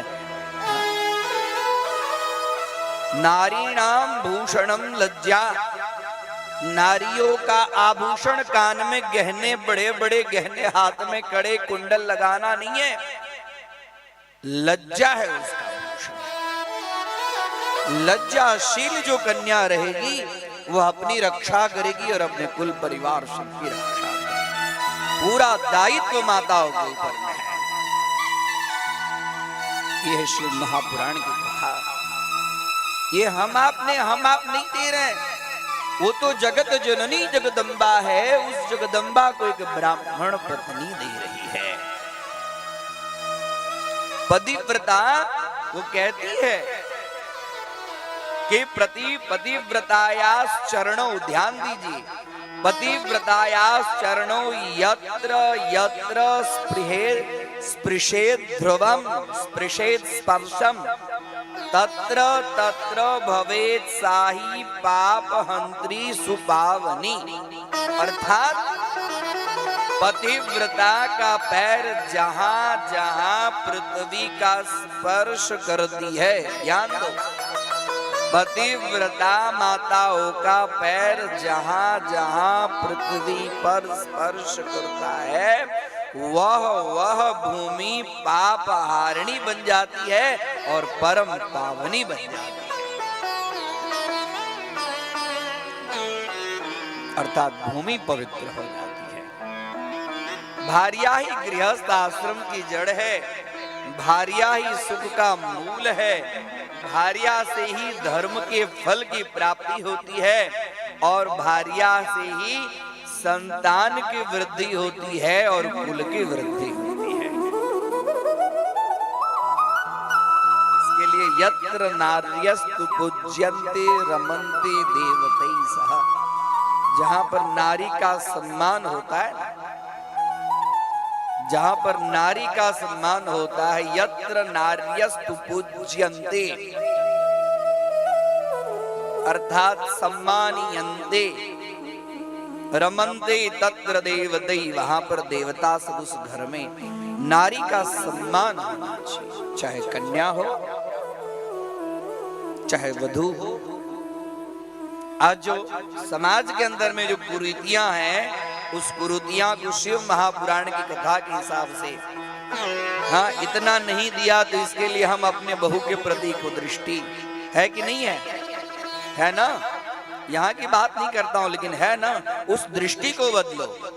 अरे उतना पाल पोस कर आपको इतना बड़ा करके दे दिया, आपके वंश वृद्धि के लिए दे दिया, आपके पुत्र के सुख के लिए दे दिया, एक सुंदर संतान को जन्म देगी, आपका वंश का कल्याण होगा। उसके लिए आप छोटी छोटी बातों के लिए उसके प्रति दृष्टि खराब रखते हैं कि उसके माँ ने, उसके बाप ने ये नहीं दिया, वो नहीं दिया। उसका सम्मान करो। उसका यदि आप सम्मान करेंगे तो आई हुई बहू आपका सम्मान करेगी। करेगी कि नहीं करेगी? सास मत बनो, सास, मां बनो। लेकिन ये थोड़ी अच्छा लगता, मैं तो सासू हूँ, सासू, सासू की पूछ होती है, पूछ। क्या बोलती, मेरे से पूछ के नहीं किया, मुझसे पूछ के करे तू, मैं तेरी सासू। अरे उसको दे दिया, चला नहीं दो, गृहस्थ धर्म चलाने दो। और जहां गलती होती है, अपने पुत्री से ज्यादा उससे प्रेम करो, अपने पुत्री से ज्यादा उसको संभालो, तो वो अपनी मां से ज्यादा आपको प्रेम करेगी। कभी एहसास होने नहीं देगी कि वो आपकी बहू है, आपकी बेटी, आपकी छाया की तरफ आपके आगे पीछे करती रहेगी हमेशा।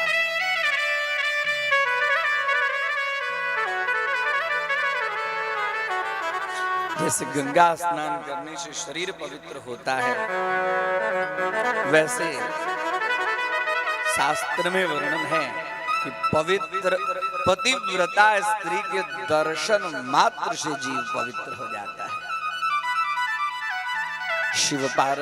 पार्वती माता को ब्राह्मणी ने बहुत सुंदर पतिव्रता धर्म का उपदेश, मेरी इच्छा थी कि मैं थोड़ा इसके ऊपर में जोर दूं, क्योंकि यहाँ माताएं विशेष रूप से, आज वास्तव में मातृत्व शक्ति का अपमान हो रहा है। मातृत्व शक्ति माताएं चाहेगी तभी वो मातृत्व शक्ति का रक्षण होगा। माताओं का ही परम कर्तव्य है इसके पीछे कि कैसे मुझे चलना है, कैसे मुझे देखना है, कैसे मुझे कपड़े पहनना है, कैसे मुझे मर्यादा में रहना है, कैसे मुझे बड़ों का सम्मान करना है। ये कोई नहीं सिखाएगा, कोई स्कूल पाठशाले में ये सब बातें नहीं आएंगी, नहीं। ये सब सिखाने का काम माँ का है, ये सब सिखाने का काम सासू का है, ये सब सिखाने का काम दीदी का है। ये हो जाएगा, शिव महापुराण की कथा सफल है। कथा 7 दिन तक सुनो, अनवरत उपवास करके सुनो कि भाई मैं कुछ आज खाती पीती नहीं हूं, सुनो। और शिव महापुराण की कथा जो कही गई है वो आपके जीवन में आचरण में नहीं आएगा तो 7 दिन की कथा सुनने का फल क्या फल? श्रम एव ही केवलम। आप खाली यहाँ पर बैठकर 3 घंटे एकदम, न कुछ पंखा मिलता है, न पानी मिलती है, न कुछ, ऐसे बैठे बैठे खाली श्रम। वो श्रम नहीं है, बिना श्रम के भक्ति नहीं होती है, बिना श्रम के तीर्थ यात्रा नहीं होता, बिना श्रम के पुण्य नहीं होता है। और वो जो श्रम, कठिन श्रम करके जो आप सुन रहे हैं, हाँ, उस ज्ञान को आप संजोगिए और अपने बच्चे को दीजिए। कैसे बच्चे को देंगे? जैसे चिड़िया होती है ना, चिड़िया अपने बच्चे के लिए जंगल में विचरण करती है और वहां से जो कुछ दाने उसको मिलते हैं वो चोंच में लाकर और अपने बच्चे को चोंच में डालती है कि नहीं डालती है? वैसे ही माताएं, दादी, बहन सब यहाँ जो कुछ आपको मिल रहा है वो उसको संजोगिए और संजोग कर समय परिस्थिति देखकर उस कथा के ज्ञान को ट्रांसफर कीजिए। नॉट सेल्फ प्रेडिक्शंस, अपने आप को बदलना है, साथ में हमारे पास में ज्ञान है, हमें अपने बच्चे को बदलना है, घर को बदलना है।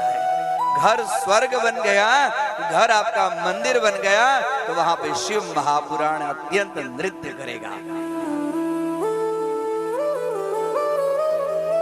शिव पार्वती की विदाई हुई, बारात की विदाई हुई। भगवान शिव समस्त देवताओं को विदा करके के जाइए आओ अपनी अपनी जगह कैलाश पर रहने लगे पार्वती मैया के साथ में। इस तरह से भगवान शिव जी का विवाह कार्य संपन्न होता है।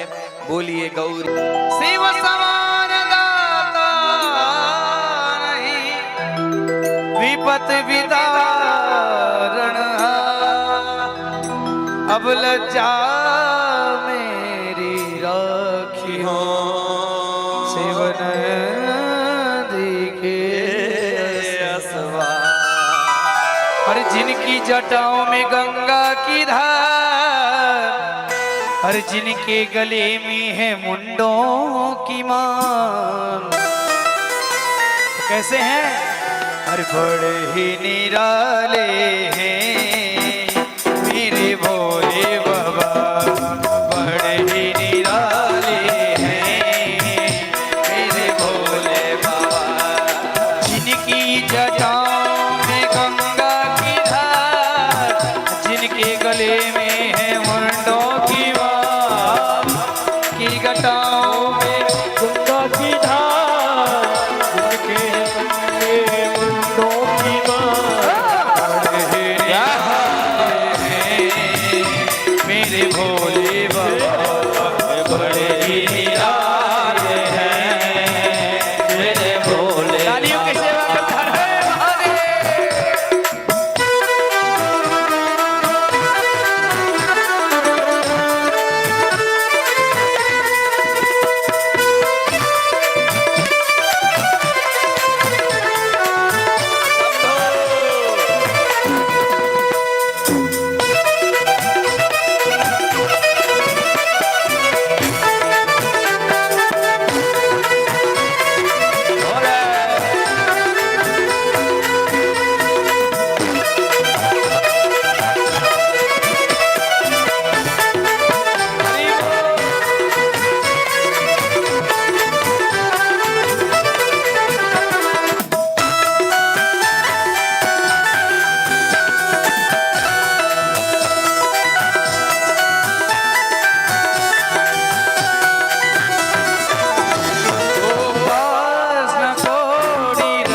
रखते, बाबा भरते हैं सबके खजाने। पास कौड़ी रखते, बाबा भरते हैं सबके खजाने। सब रहते हैं घरों में, बाबा खुद रहते वीराने। हो रहते हैं घरों में, बाबा खुद रहते हैं पीते हैं भांग सदा, पीते हैं भांग सदा, भर भर के प्याले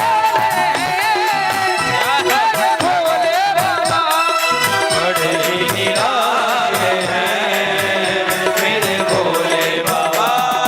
जिनकी जटाओं में गंगा की धार, जिनके गले में है मुंडों की मार, जिनकी जटाओं में गंगा की धार, जिनके गले में है मुंडों की मार, बड़े निराले हैं मेरे भोले बाबा, बड़े निराले हैं मेरे भोले बाबा।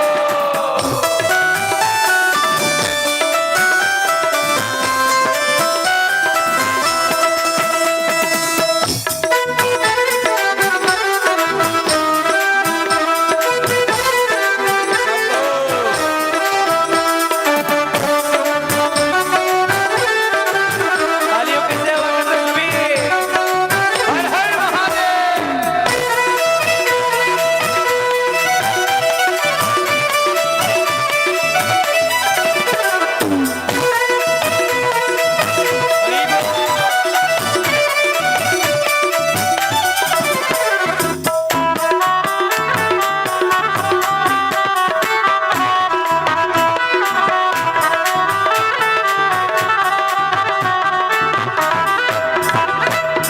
आओ मेरे भोले, मैं तो बैठा हूँ आसन लगाए।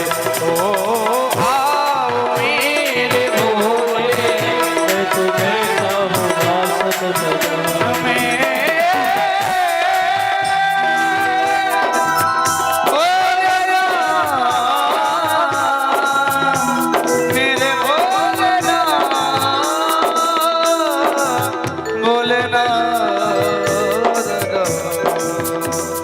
ओ आओ मेरे भोले, मैं तो बैठा हूँ आसन लगाए।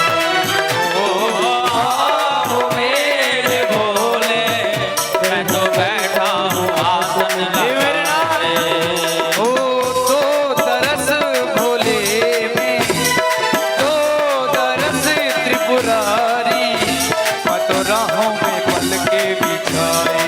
हो दो तरस त्रिपुरारी, मैं तो राहों में पल के बिछाए। आ जाओ आप प्रभु, आ जाओ आप प्रभु, मेरी महिमा ये गाए।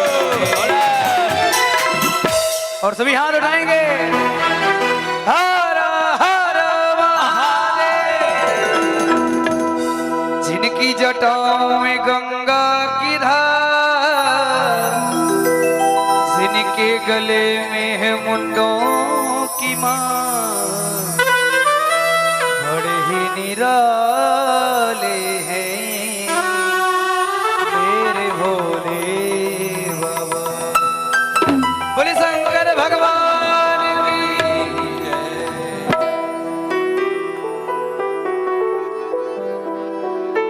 भगवान गौरी शंकर का विवाह संपन्न हुआ, कैलाश आ गए। कृतिका आदि एक सुंदर पुत्र की उपलब्धि के लिए सब देवता सब प्रार्थना करते थे, हे भगवान आप हम पर कृपा करें।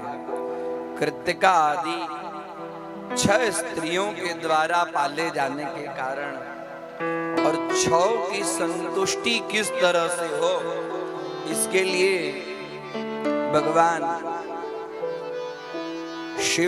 शिव नंदन पार्वती नंदन ने 6 मुख धारण किया। इसके लिए उनका नाम पड़ गया कार्तिकेय। षडानन। तदनंतर उनके शंकर गिरिजा की सेवा में लग गए। धीरे धीरे धीरे धीरे छोटे कार्तिकेय जी ठुमुक ठुमुक चलते, लेकिन अल्प समय में ही, क्योंकि उनका जो जन्म था, जन्म लेने का जो कारण था, वह तारकासुर के वध के लिए। क्योंकि जब तक तारक के साथ में युद्ध नहीं होगा, तारक मारा नहीं जाएगा। तारक का इतना आक्रांत था, उसने ब्रह्मा जी से वरदान प्राप्त किया था कि शिव जी के औरस पुत्र से ही मैं मरूंगा। और इसी के लिए इतने सब भीमगान को बोले। विवाह की बात हुई, विवाह हुई। कार्तिकेय जी का नक्षत्र के अंतर्गत कृतिका के साथ का जन्म, उसके बाद में धीरे धीरे पले अपने आप बढ़ गए। और बढ़ने के बाद में देवता से प्रार्थना की और ब्रह्मा जी के आज्ञा से कुमार युद्ध के लिए तैयार हो गए। और देवराज इंद्र ने अपना हाथी उनको दे दिए, इस हाथी पर बैठकर आप युद्ध करो। मां ने उनको एक शक्ति दी। शक्ति एक तरह का अस्त्र होता है, शस्त्र होता है। शक्ति लेकर विदा हुए भगवान गौरी शंकर का प्रणाम करके उसके बाद में विदा हुए। आगे ये इसके पीछे पीछे पीछे पीछे समस्त देवता सब अपने अपने वाहन लेकर। उसके बाद में जैसे ये शंख ध्वनि हुई युद्ध के लिए, तारकासुर एकदम जैसे उसको पता चला कि हमारे साथ में युद्ध करने के लिए शिव नंदन उत्पन्न हो चुके हैं और सब देवता सब आए हैं। इधर ब्रह्मा, इधर विष्णु, इंद्र, यम, अग्नि, वरुण सब, और उसके साथ में कार्तिकेय जी ऐरावत हाथी के ऊपर में विराजमान होकर चल रहे हैं। शिव ने अपना एक अलग, इंद्र ने अपना अलग रथ ले लिया। और उसके बाद में तारकासुर ने भयानक सेनाओं के साथ में आए और युद्ध की तैयारी। और उसके बाद में युद्ध, भीषण संग्राम, सब लोग तैयार हो गए। सर्वप्रथम तो भगवान विष्णु तारकासुर के साथ में युद्ध करने लगे। तारकासुर बाण चला रहा है। उसके बाद भगवान से रहा नहीं गया, भगवान ने सुदर्शन चक्र छोड़ा, तो फिर भी भगवान सुदर्शन चक्र भी तारकासुर का कुछ बिगाड़ नहीं। तारकासुर 2 मिनट के लिए बेहोश हुआ, फिर से खड़ा हो गया। अब तो ये अपनी माया व्यक्त करने लगा। उसके बाद में देवराज इंद्र ने कार्तिकेय स्वामी के लिए एक सुंदर रथ, दिव्य रथ, उस रथ के ऊपर में युद्ध करने के लिए तैयार हो गए। और इधर शिव जी के जो जितने गण थे वह भी युद्ध के लिए तैयार है। इधर देवगण है वह भी युद्ध के लिए तैयार। और तारकासुर ने अपने कार्तिकेय जी आप आगे बढ़िए, आप आगे बढ़िए। अब उसके बाद में कार्तिकेय जी युद्ध करते हैं। युद्ध के बाद में तारकासुर ने अपनी अलग मायावी प्रकट, और उसके बाद शक्ति प्रदर्शन करने के लिए कार्तिकेय ने शक्ति हाथ में लिए। रथ से नीचे होकर एक छोटा सा बच्चा हाथ में शक्ति लेते हुए आगे बढ़ रहा है। तारकासुर ने भी अपने समस्त सेना और सेनापति को कहा इसके और मेरे साथ में युद्ध होगा, देखो आप। और दोनों खड़े हैं। और इसके पास में दिव्य शक्ति तारकासुर के पास में, और कार्तिकेय स्वामी के पास में दिव्य शक्ति, और देखने में छोटे, और इधर महान विशाल काय तारकासुर का। और दोनों में भीषण युद्ध हुआ। ऊपर से सब देवता सब देख रहे हैं अब क्या होगा नहीं होगा। और उसके बाद में तो एक ऐसे शक्ति का प्रहार करते हैं तारकासुर का शक्ति। उसके बाद एक शक्ति का प्रहार करते हैं, तारकासुर के हाथ कटते, उसके बाद में ऐसा शक्ति का प्रहार करते हैं, तारकासुर का मस्तक धड़ से अलग होता है। देवता सब पुष्प की वर्षा करने लगते हैं। सब लोग जय जयकार करते हैं, कार्तिक स्वामी की जय, कार्तिक स्वामी की जय, कार्तिक स्वामी की जय। इधर पहाड़ सब आकर खड़े हैं, देवता सब आकर खड़े हैं। ये युद्ध देखने के लिए अप्सरा नृत्य पड़ने लगी है, दुंदुबियां बज रही है, सब लोग जय जयकार करते हैं, सब पर्वत सब का जय जयकार करते हैं। कार्तिक स्वामी के साथ में तारकासुर का युद्ध, पर्वतराज सब स्तुति करते हैं, क्योंकि इनके नाना है, मामा है पर्वत। और जब इनको पता चला कि हमारे भांजे हमारे पुत्री का पुत्र कार्तिक इतना बलवान है, जो देवताओं के कार्य सब उसको देखने आए, और उसके बाद में तारकासुर के मारने के बाद में सब पर्वत सब उनकी स्तुति करते हैं। कार्तिक स्वामी भगवान नारायण इनकी स्तुति करते हैं, सब रुद्रगण कार्तिक स्वामी की स्तुति करते हैं।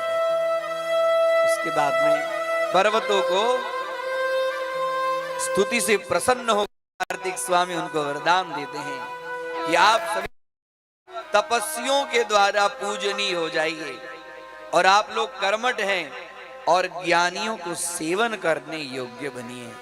तब से पर्वतों के अंदर में ज्ञानियों का और तपस्वियों का रहना हो गया। इसलिए पर्वत की गुफाओं में बड़े बड़े तपस्वी सब रहने लगे। कार्तिक स्वामी ने कहा कि हे पर्वत श्रेष्ठ हिमवान, नाना के रूप में थे आप महाभाग, आज से तपस्वियों के लिए आप फलदाता बनेंगे। आज से समस्त तपस्वियों को आप वरदान देंगे, उनका आश्रय बनेंगे, और आपके आश्रय में जो तप करने के लिए आएंगे उनको शीघ्र फल की प्राप्ति होगी। इसके लिए ऋषि मुनि सब पहाड़ में जाके तप करते हैं। इसके पीछे ये कारण है। अब इधर पुनः आए शिवजी, अपने पुत्र को छाती लगाते हैं। पार्वती मैया छाती लगाते, मेरा पुत्र तारकासुर का वध करके आया।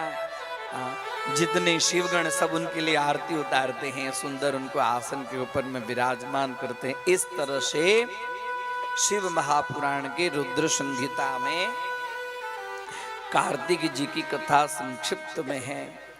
अब नारद जी कहते हैं कि आपने तो भगवान शिव जी के ज्येष्ठ पुत्र की कथा, हम जरा गणेश की कथा सुनना चाहते हैं, कृपा करके आप हमें गणेश जी का वृत्तांत तो सुनाइए। क्योंकि ये गणेश जी की कथा अलग अलग रूप में ऐसा भी वर्णन मिलता है कि शनि की दृष्टि पड़ने के कारण गणेश जी का माथा धड़ से अलग हो गया था, क्योंकि शनि की दृष्टि जो है वो बहुत खराब है। लेकिन यहाँ पर शिव महापुराण के अंदर में श्वेत कल्प के अंदर में घटित जो गणेश जी के जन्म की कथा है उसका वर्णन सुनिए आप। वो कल्पांतर की कथा है। शिव महापुराण कहती है कि एक समय पार्वती मैया की जया और विजया नाम वाली दो सखी उनके पास में आकर कहती है, अरे माँ,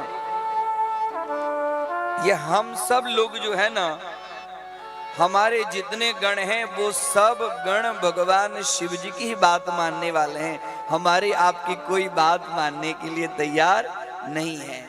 भले हमारा आपका काम तो कर देते हैं, लेकिन सब जो हैं वो रुद्र के ही गण हैं। नंदी भृंगी आदि जो रहते हैं, इतने ही नहीं, असंख्य प्रमथ गण जो भी हैं वह उनसे भी हमारा कोई अपना नहीं है। हमारा आपका कार्य तो कर देते हैं, लेकिन सब उन लोग शिव जी की आज्ञा के ही पारायण हैं। उन लोग हमारा काम तो कर देते हैं, लेकिन उन लोगों से हमारा मन मिलता नहीं है। तो कम से कम सब तो रुद्र गण हैं, कोई आप भी ऐसे गण को उत्पन्न कीजिए, ऐसे गण की रचना कीजिए जिससे हमारा आपका मन मिले और हमारे आपका कार्य भी हो। ये पार्वती को कहते हैं।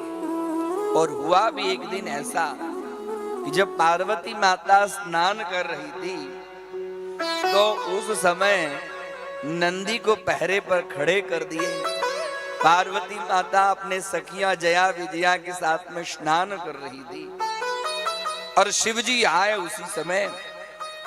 और शिव जी ने नंदी को कहा, नंदी बोली कि मां स्नान कर रही है, और शिव जी ने नंदी को डरा धमका कर उसके बाद में अंदर चले गए। अभी स्नान पूर्ण नहीं हुआ था, मां लज्जाशील हो गई, मां के अंदर में संकोच हो गया। ये बात पार्वती मैया के मन में तो थी और सखियों ने कहा भी ऐसा।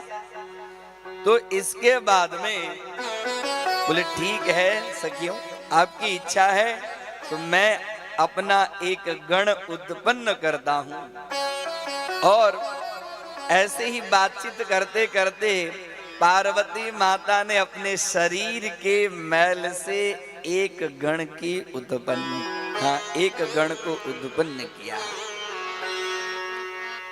गण मतलब पुरुष, कहते ना मनुष्य गण देव गण। एक गण उत्पन्न किए पार्वती ने अपने शरीर के मैल से एक ऐसे चेतन पुरुष का निर्माण किया जो संपूर्ण शुभ लक्षणों से युक्त था। उसके सभी अंग जितने थे वह दोष रहित थे और शरीर विशाल था, परम शोभायमान था, बल और पराक्रम से संपन्न था। जब पुत्र उत्पन्न हुआ तो पार्वती माता कहती है, अरे तुम मेरे पुत्र हो आज से, और तुम मेरे अपने ही हो, और तुम्हारे समान प्यारा अब दुनिया में दूसरा मेरा और कोई नहीं है। लेकिन पुत्र आज से, हाँ, आज से जो मैं कहता हूं वही करना। पुत्र को माँ की बात जो है वो बराबर लगती है। हाँ? पिता भले डांटे फटकारे, लेकिन माँ जो एक बात कह दे वह उसके दिमाग में आपो आप बैठ जाती है। तो वो जो माँ ने जिस गण को उत्पन्न किया, आगे वो गणों के स्वामी हो गए, इसके लिए उनका नाम पड़ गया गणेश। बोलिए गणेश भगवान की जय हो। बोलो गणपति बप्पा। और गणेश का शरीर हृष्ट पुष्ट, देखने में बड़े सुंदर। वो जो पुत्र जो उत्पन्न हुए वो बोले, माँ आपने जो मुझे उत्पन्न किया, आज से मैं आपका कौन सा कार्य करूं ये मुझे जरा बताइए, और मैं आपके कथनानुसार उस कार्य को पूर्ण करूंगा। गणेश जी के ऐसे पूछने पर मां शिवा ने कहा, पुत्र हे वत्स, तुम मुझे आज प्राणों से प्रिय हो। आज से मैं तुम्हें काम सौंपती हूं, तुम मेरे द्वारपाल बन जाओ। आज से मेरे द्वार के ऊपर में खड़े रहो और मेरी आज्ञा के बिना कोई हठ पूर्वक भी मेरे महल के भीतर प्रवेश न करे। कोई भी हो, कहीं से भी आए, कैसा भी हो, बेटा यह बात मैं सत्य कहती हूं। और ये कहते हुए पार्वती माँ ने उनको एक छड़ी, और छड़ी लेकर गणेश जी वहीं द्वार पर खड़े हैं। और उसके बाद में क्या हुआ आप लोग को मालूम है ना। गणेश की कथा तो सर्वविदित है। शिवजी आए, शिवजी ने कहा, अरे तू कौन है, मुझे अंदर जाने से क्यों रोक रखा है।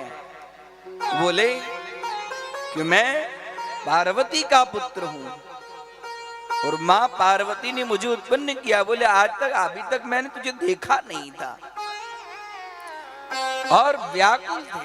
इधर पार्वती माता स्नान कर रही थी और भगवान गणेश जी अपने छड़ी लेकर द्वारपाल के रूप में भगवान अपने गणों से कहते हैं इसको हटाओ, जल्दी से हटाओ।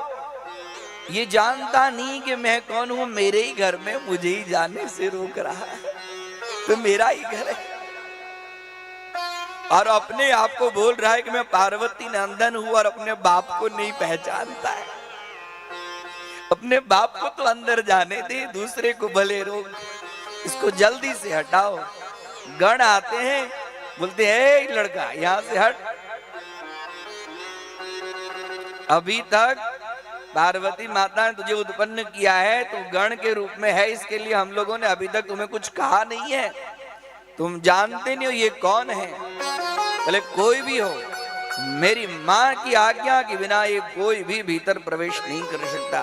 बोले हट यहाँ से, द्वार से। उनका ही द्वार और उनको ही घर जाने से रोक रहा है। और उसके बाद में तुरंत बोले नहीं। और इतने में रुद्र गणों से भगवान गणेश जी का युद्ध आरंभ हो जाता है। और सब रुद्रगण से युद्ध होता है। और भगवान गणेश जी में तो इतना बल था, सब तो उठा उठा कर अपने आप को रुद्रगण बड़े बलशाली समझते थे। हाँ, अपने आप को शिव का गण समझते थे। मेरे सामने कोई, हाँ, ये सब क्या थी? ये सब शिव जी की लीला थी। शिव जी ने ही लीला रची थी। क्यों रची थी? शिव गण के मन में अहंकार हो गया था कि हम तो शिव के गण हैं, हमारे समान कोई बलवान नहीं है, हमारे समान दुनिया, हमसे कोई दुनिया में लड़ नहीं सकता, हम किसी से पराजित हो नहीं सकते। इसीलिए भगवान शिव महापुराण कहती है ये सारी शिव जी की लीलाएं। और शिव जी की लीलाएं देखिए, वो तो लीला पुरुषोत्तम है, लीलाधर है। और उसके बाद में तो शिव गणों को उठा उठा कर फेंकने लगे। कैसे फेंकने लगे? जैसे खेलते खेलते बच्चा जैसे गेंद को पटकता है, फेंकता है, वैसे भगवान गणेश जी रुद्रगण को पटकने लगे और फेंकने लगे। और उसके बाद तो रुद्रगण त्राहिमाम इधर उधर। अब उसके बाद में शिव जी से रहा नहीं गया। और शिव जी जब युद्ध करने के लिए गए तो वहां भी शिव जी से भी वह युद्ध करने के लिए वह बालक एकदम डटा रहा। शिव जी से भी युद्ध करने के लिए तत्पर हो गया। शिव जी को लगा मेरे सामने युद्ध कर रहा है, रहा नहीं गया और तुरंत त्रिशूल से उस बच्चे का मस्तक काट, और जैसे काट दिए वैसे एकदम आकाश में बिजली चमकने लगी। पार्वती को मैया को लगा कि ये क्या हुआ, कैसी आवाज आ रही है। तुरंत वह स्नान संपन्न नहीं की थी, आई और जैसे आई और देख रही है अपने बेटे का मस्तक नहीं है, धड़ से लहूलुहान रक्त निकल रहा है। शिव जी वहां पर त्रिशूल लिए खड़े हैं। पार्वती मैया के शरीर से अनेक प्रकार की योगिनियां उत्पन्न हो गई, डाकनी पिशाचनी सब उत्पन्न हो गई और सबको शिव गणों को डराने लगी, सबको खाने लगी। हाहाकार मच गया, पृथ्वी एकदम डम डम डगमग डगमग करने लगी। सब देवता सब एकदम, हाँ, और इधर पार्वती मैया जो शांत स्वरूप में थी वह क्रोधित हो गई, उनका शरीर पूरा कृष्ण वर्ण हो गया, रहा नहीं गया। सब देवता सब हाथ जोड़कर खड़े हैं। नारद जी आए, माता शांत हो जाइए, माता शांत हो जाइए। बोले नहीं, मेरे पुत्र को जिसने मारा है, मेरा पुत्र जब तक जीवित नहीं होगा तब तक मैं शांत नहीं होगा, और नहीं तो मैं ये संपूर्ण जगत को निगल जाऊंगी। मेरी माया कोई साधारण माया नहीं है। भगवान शिव जी से सब प्रार्थना करने लगे इस पुत्र को कैसे जल्दी से जीवित करें। सब देवता सब उस पुत्र को बराबर स्नान कराकर रक्त हटाकर भगवान शिव जी को अपने त्रिशूल को आज्ञा दिए, देवताओं को आज्ञा दी जाइए आगे आगे त्रिशूल और पीछे पीछे उत्तर दिशा में जो कोई जीव मिलता है उस जीव का मस्तक काट कर लाए। और इधर मस्तक काट कर लाए, सबसे पहले हाथी मिला, हाथी का मस्तक लाए और लाकर भगवान शिव जी ने अपने हाथों से उसके ऊपर में अमृत संजीवनी महाविद्या का प्रयोग करके उस बच्चे के ऊपर में गज का आनन रख दिया, मुख रख दिया। तब से हो गए गजानंद भगवान की जय। सब लोग उनकी स्तुति करने लगे, पुष्प की वर्षा करने लगे। आइए हम भी भगवान गणेश जी की स्तुति करें।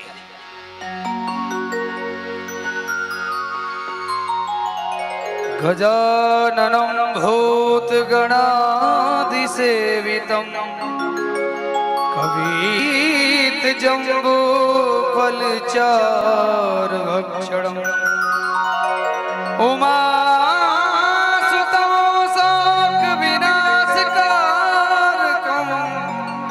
नमामि विघ्नेश्वरपादपङ्कजम्। आओ अंगना पधारो श्री गणेश जी, आओ अंगना पधारो श्री गणेश जी, आओ अंगना पधारो श्री गणेश जी, आओ अंगना पधारो श्री गणेश जी। शिव गौरा के लाडले गणेश जी, शिव गौरा के लाडले गणेश जी, शिव गौरा के लाडले गणेश जी, आओ अंगना पधारो श्री गणेश जी, आओ अंगना पधारो श्री गणेश जी।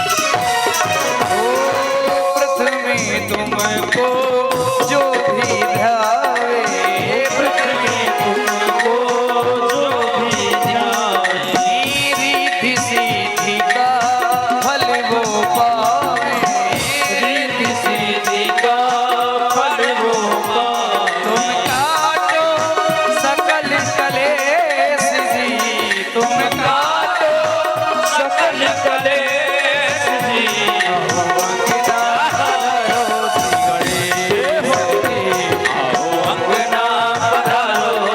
गणेश।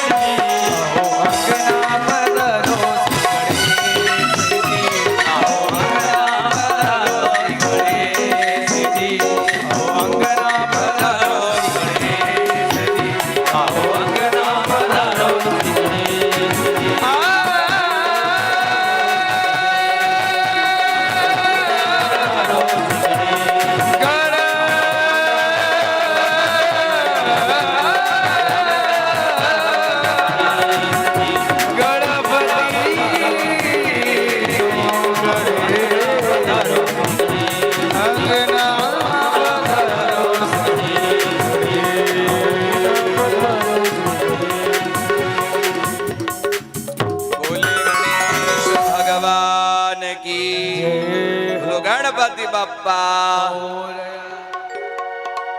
जैसे ही भगवान गणेश जी का मस्तक गज के आनंद से सुसज्जित हो गया, पार्वती मैया का क्रोध शांत हो गया और मां ने कहा कि बेटा बेटा आज से तू सर्वाध्यक्ष हो जा, सभी का अध्यक्ष हो जा।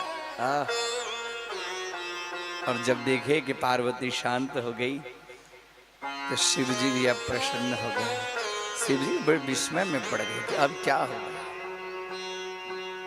और उसके बाद में शिव जी ने कहा, बेटा तो सिंदूर सा दिखाई पड़ता है लाल लाल, इसके लिए सिंदूर से जो कोई तेरी पूजा करेगा, जो मनुष्य सिंदूर से तुम्हारी जो कोई पूजा करेगा वह सारे सिद्धि को प्राप्त हो जाएगा। इसके लिए भगवान गणेश जी को सिंदूर अत्यंत प्रिय है।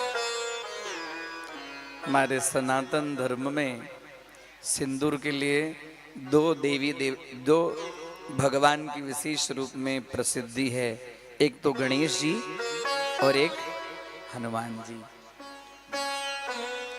मनुष्य को चाहिए, उनको भगवान शिव जी ने अनेक प्रकार के वरदान दिए हैं। गणेश जी का पूजन सर्वप्रथम भगवान शिव जी ने किया है। गणेश जी का पूजन भगवान विष्णु किए। गणेश जी का पूजन जितने देवता सब आए सब देवता सब पूजन किए हैं। मनुष्य को चाहिए कि पहले इनकी पूजा करे और तत्पश्चात भगवान शिव जी कहते हैं कि जो कोई व्यक्ति इनकी पूजा करेगा उसके बाद में हम लोगों की पूजा करें। भगवान शिव जी वरदान देते हैं कि प्रत्येक व्यक्ति पहले गणेश की पूजा करे, उसके बाद में हम लोगों की पूजा करेंगे तो वो पूजा सफल होगी। अन्यथा यदि कहीं इनकी पूजा न करके अन्य देवता का पूजन यदि किया जाए तो पूजन का फल नष्ट हो जाएगा। इसके लिए कोई भी पूजा करने से आदौ पूज्यो विनायक, विनायक आदौ पूज्यो, आदौ मतलब आदि में विनायक की पूजा करनी चाहिए। विघ्ननाश भगवान शिव जी कहते हैं कि आज से आपका नाम है विघ्ननाश, कार्य में आपका नाम सर्वश्रेष्ठ होगा।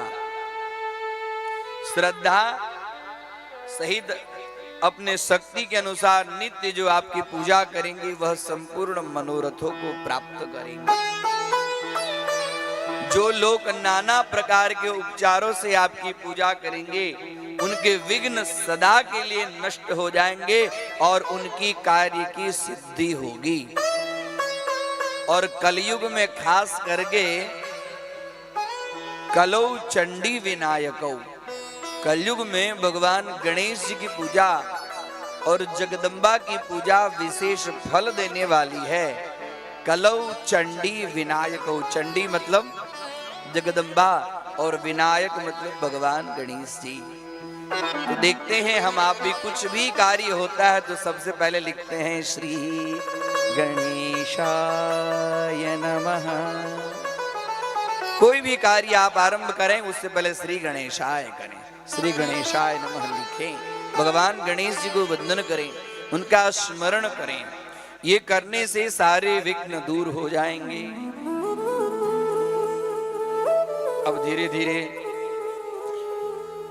गणेश जी को गोद में लेकर, जहां मां पार्वती जाती गणेश जी को गोद में लेती, भगवान शिव जी को भी गोद में रखती। भगवान शिव जी गोद में लियो, भगवान गणेश जी बड़े सुंदर, हाँ, हाथी के सूंड जैसा तो मुख लेकिन बड़े सौम्य हैं, बुद्धि में बड़े तेज हैं। अब इनके मन में इच्छा हुई कि दोनों पुत्र बढ़ रहे हैं। एक दिन माँ पार्वती और शिव जी दोनों बैठे थे, दोनों ने विचार किया कि बच्चे बड़े हो गए, अब हमें बहू लानी चाहिए। पार्वती तुम कामकाज करती करती थक जाती हो, बच्चे भी बड़े हो गए, कुछ न कुछ करना चाहिए। ये बात हो ही रही थी कि इतने में गणेश जी तो लाडले थे, घुस गए। बोले माँ बड़ी एकदम प्रसन्न क्या कौन सी बात हुई, कौन सी बात है? अरे बेटा तेरे विवाह की, तेरी शादी की। अरे मेरा विवाह होगा, मेरा विवाह होगा। हाँ मैं पहले विवाह मैं करूंगा, पहले विवाह मैं करूंगा। और दौड़ते दौड़ते कार्तिक भी आए, बोले नहीं पहले विवाह मैं करूंगा, बोले नहीं पहले विवाह मैं करूंगा, दोनों में होगा, मैं करूंगा तो मैं करूंगा। भगवान शिव जी कहे कि देखो तुम दोनों विवाह योग्य हो गए हो, इसके लिए मेरी इच्छा है कि जो सबसे पहले पृथ्वी की 7 परिक्रमा करके आए उसका विवाह पहले हो जाए। भगवान गणेश जी का तो मुख छोटा हो गया सुनते ही। अरे विवाह के लिए तो मैं पहले कर रहा था, अभी पृथ्वी की 7 परिक्रमा कौन करे? और कार्तिकेय जी का मुख प्रसन्न हो गया। अरे मेरा तो विवाह पहले होगा, मैं बड़ा भाई हूँ इसका, पहले मेरा होना चाहिए। और तुरंत जैसे सुने वैसे ही कार्तिक ने अपने वाहन के ऊपर में, मयूर के ऊपर में घूमने लगे। अब भगवान गणेश जी तो अब क्या करें? अरे मेरा वाहन तो मूसक है, मूसक ऊपर करी सवारी, अब मैं क्या करूं न करूं? और उनसे कुछ विचार आया, करूं तो करूं क्या, पृथ्वी की 7 परिक्रमा कैसे करूं? और उन्होंने एक आसन के ऊपर में, मामा इधर आओ, इधर आओ, इधर आओ, पहले गौरी को बिठाए, पिताजी इधर आइए, इधर आइए, इधर आइए, और पिताजी को भी बिठाए। और उसके बाद में भगवान जानते हैं ना गणेश जी ने क्या किया? मूसक ऊपर करी सवारी, मूसक के ऊपर में बैठकर और अपने माता पिता की 7 परिक्रमा कर ढाली। और जब घर में ही बैठे हैं तेरे भगवान, जब घर में ही बैठे हैं तेरे भगवान, इसलिए अरे कर ले माँ को प्रणाम, कर ले पिता को प्रणाम, कर ले माँ को प्रणाम, कर ले पिता को प्रणाम, कर ले माँ को प्रणाम, कर ले पिता को प्रणाम, कर ले माँ को प्रणाम, कर ले पिता को प्रणाम। मंदिर में ना मिलेंगे, गुरुद्वारे ना मिलेंगे, मंदिर में ना मिलेंगे, गुरुद्वारे ना मिलेंगे, ओ घर में ही बैठे हैं तेरे भगवान। कर ले माँ को प्रणाम, कर ले पिता को प्रणाम, कर ले माँ को प्रणाम, कर ले पिता को।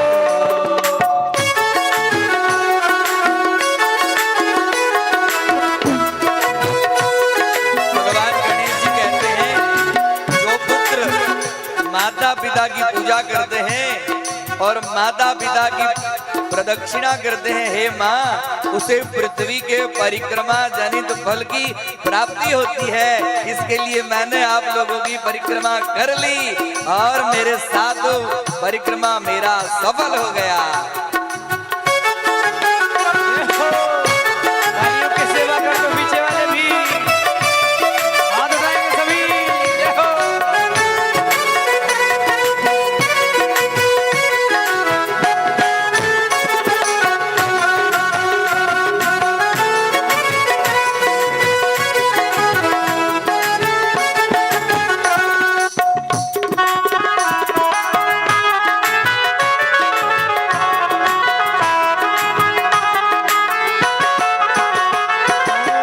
जिन्होंने तुमको जन्म दिया उस माँ को कैसे भूल गया, उस माँ को कैसे भूल गया, पाल पोस कर बड़ा किया उस पिता को कैसे भूल गया, उस पिता को कैसे भूल गया, ओ इनके ही चरणों में तेरा मुकाम, इनके ही चरणों में तेरा मुकाम। कर ले माँ को प्रणाम, कर ले पिता को प्रणाम, कर ले माँ को प्रणाम, अपने पिता को प्रणाम। मंदिर में ना मिलेंगे, गुरुद्वारे ना मिलेंगे, मंदिर में ना मिलेंगे, गुरुद्वारे ना मिलेंगे, घर में ही बैठे हैं तेरे भगवान। कर ले माँ को प्रणाम, अपने पिता को प्रणाम, कर ले माँ को प्रणाम, अपने पिता को।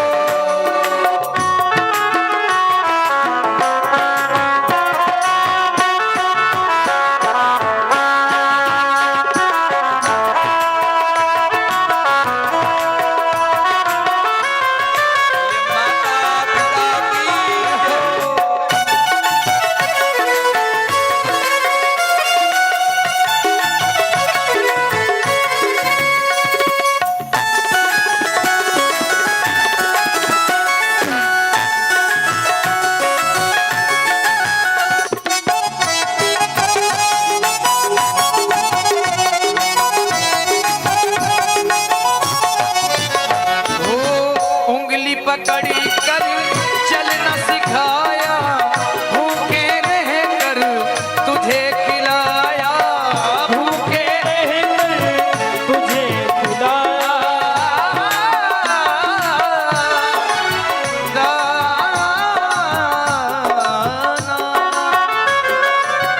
उंगली पकड़ कर चलना सिखाया, भूखे रह कर तुझे खिलाया, भूखे रह कर तुझे खिलाया, कष्ट कभी जो आया तू पर हर पल तेरा साथ निभाया, हर पल तेरा साथ निभाया, ऐसे माँ बाप करना गुमान, ऐसे माँ बाप का करना गुमान, कर ले माँ को प्रणाम, कर ले पिता को प्रणाम, कर ले माँ को प्रणाम, कर ले पिता को प्रणाम। मंदिर में ना मिलेंगे, गुरुद्वारे ना मिलेंगे, मंदिर में ना मिलेंगे, गुरुद्वारे ना मिलेंगे, घर में ही बैठे है तेरे भगवान, कर ले माँ को प्रणाम, कर ले पिता को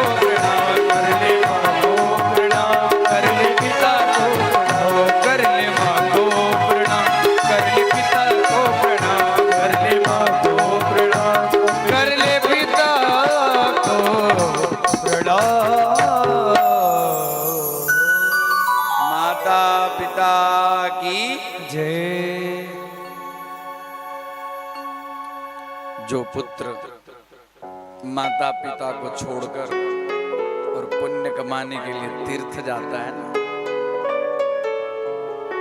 वह वर्णन मिलता है कि वह माता पिता की हत्या से मिलने वाला पाप का भागी होता है। पुत्र के लिए माता पिता का चरण रज ही महान तीर्थ है। गणेश जी की पूजा क्यों हुई आगे? उन्होंने माता पिता की परिक्रमा की। जो व्यक्ति अपने माता पिता का सम्मान करते हैं, उस व्यक्ति के समाज में एक अलग प्रतिष्ठा होती है, उसकी पूजा होती है। जैसे गणेश जी की पूजा हुई, देखे ना आपने उदाहरण। इस कथा से हमें क्या है? इस कथा का ये कथा उदाहरण के रूप में है कि हमें माता पिता का सम्मान, उनकी सेवा, अपने वाणी के द्वारा कभी भी उनका मन दुखाना नहीं चाहिए। हम थोड़े कमा लेते हैं, पैसे कमा लेते हैं, उसके बाद में तो अपने आप को इतना बड़ा मानने लगते हैं कि हमारे माता पिता को कोई अक्ल ही नहीं है। हाँ, है ना?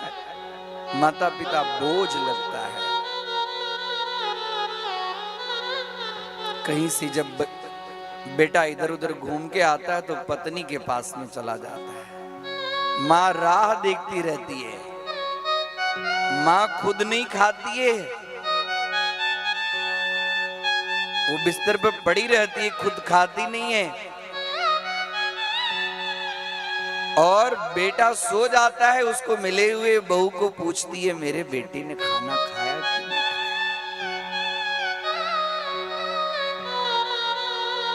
कुपुत्रो जायेत क्वचिदपि माता कुमाता न भवति। जिस पुत्र होकर माता पिता की सेवा नहीं की, वो पुत्र को धिक्कार है। आज थोड़ी कुछ संपन्नता आ गई ना, उसका सम्मान नहीं, छोड़ दे, अरे हम नौकर लगा देंगे, चिंता मत करो, हम आपको जितना, अरे उसको नौकर से मतलब नहीं है, उसको पैसे से मतलब नहीं है, उसको खाली आप एक बार प्रेम से पूछोगे ना, कहीं इधर उधर से आओगे प्रेम से उसके पास में 2 मिनट बैठोगे ना, उसको भोजन की भी जरूरत नहीं है, 2 मिनट आप उससे प्रेम से बात करोगे, उसका मन तृप्त हो जाता है।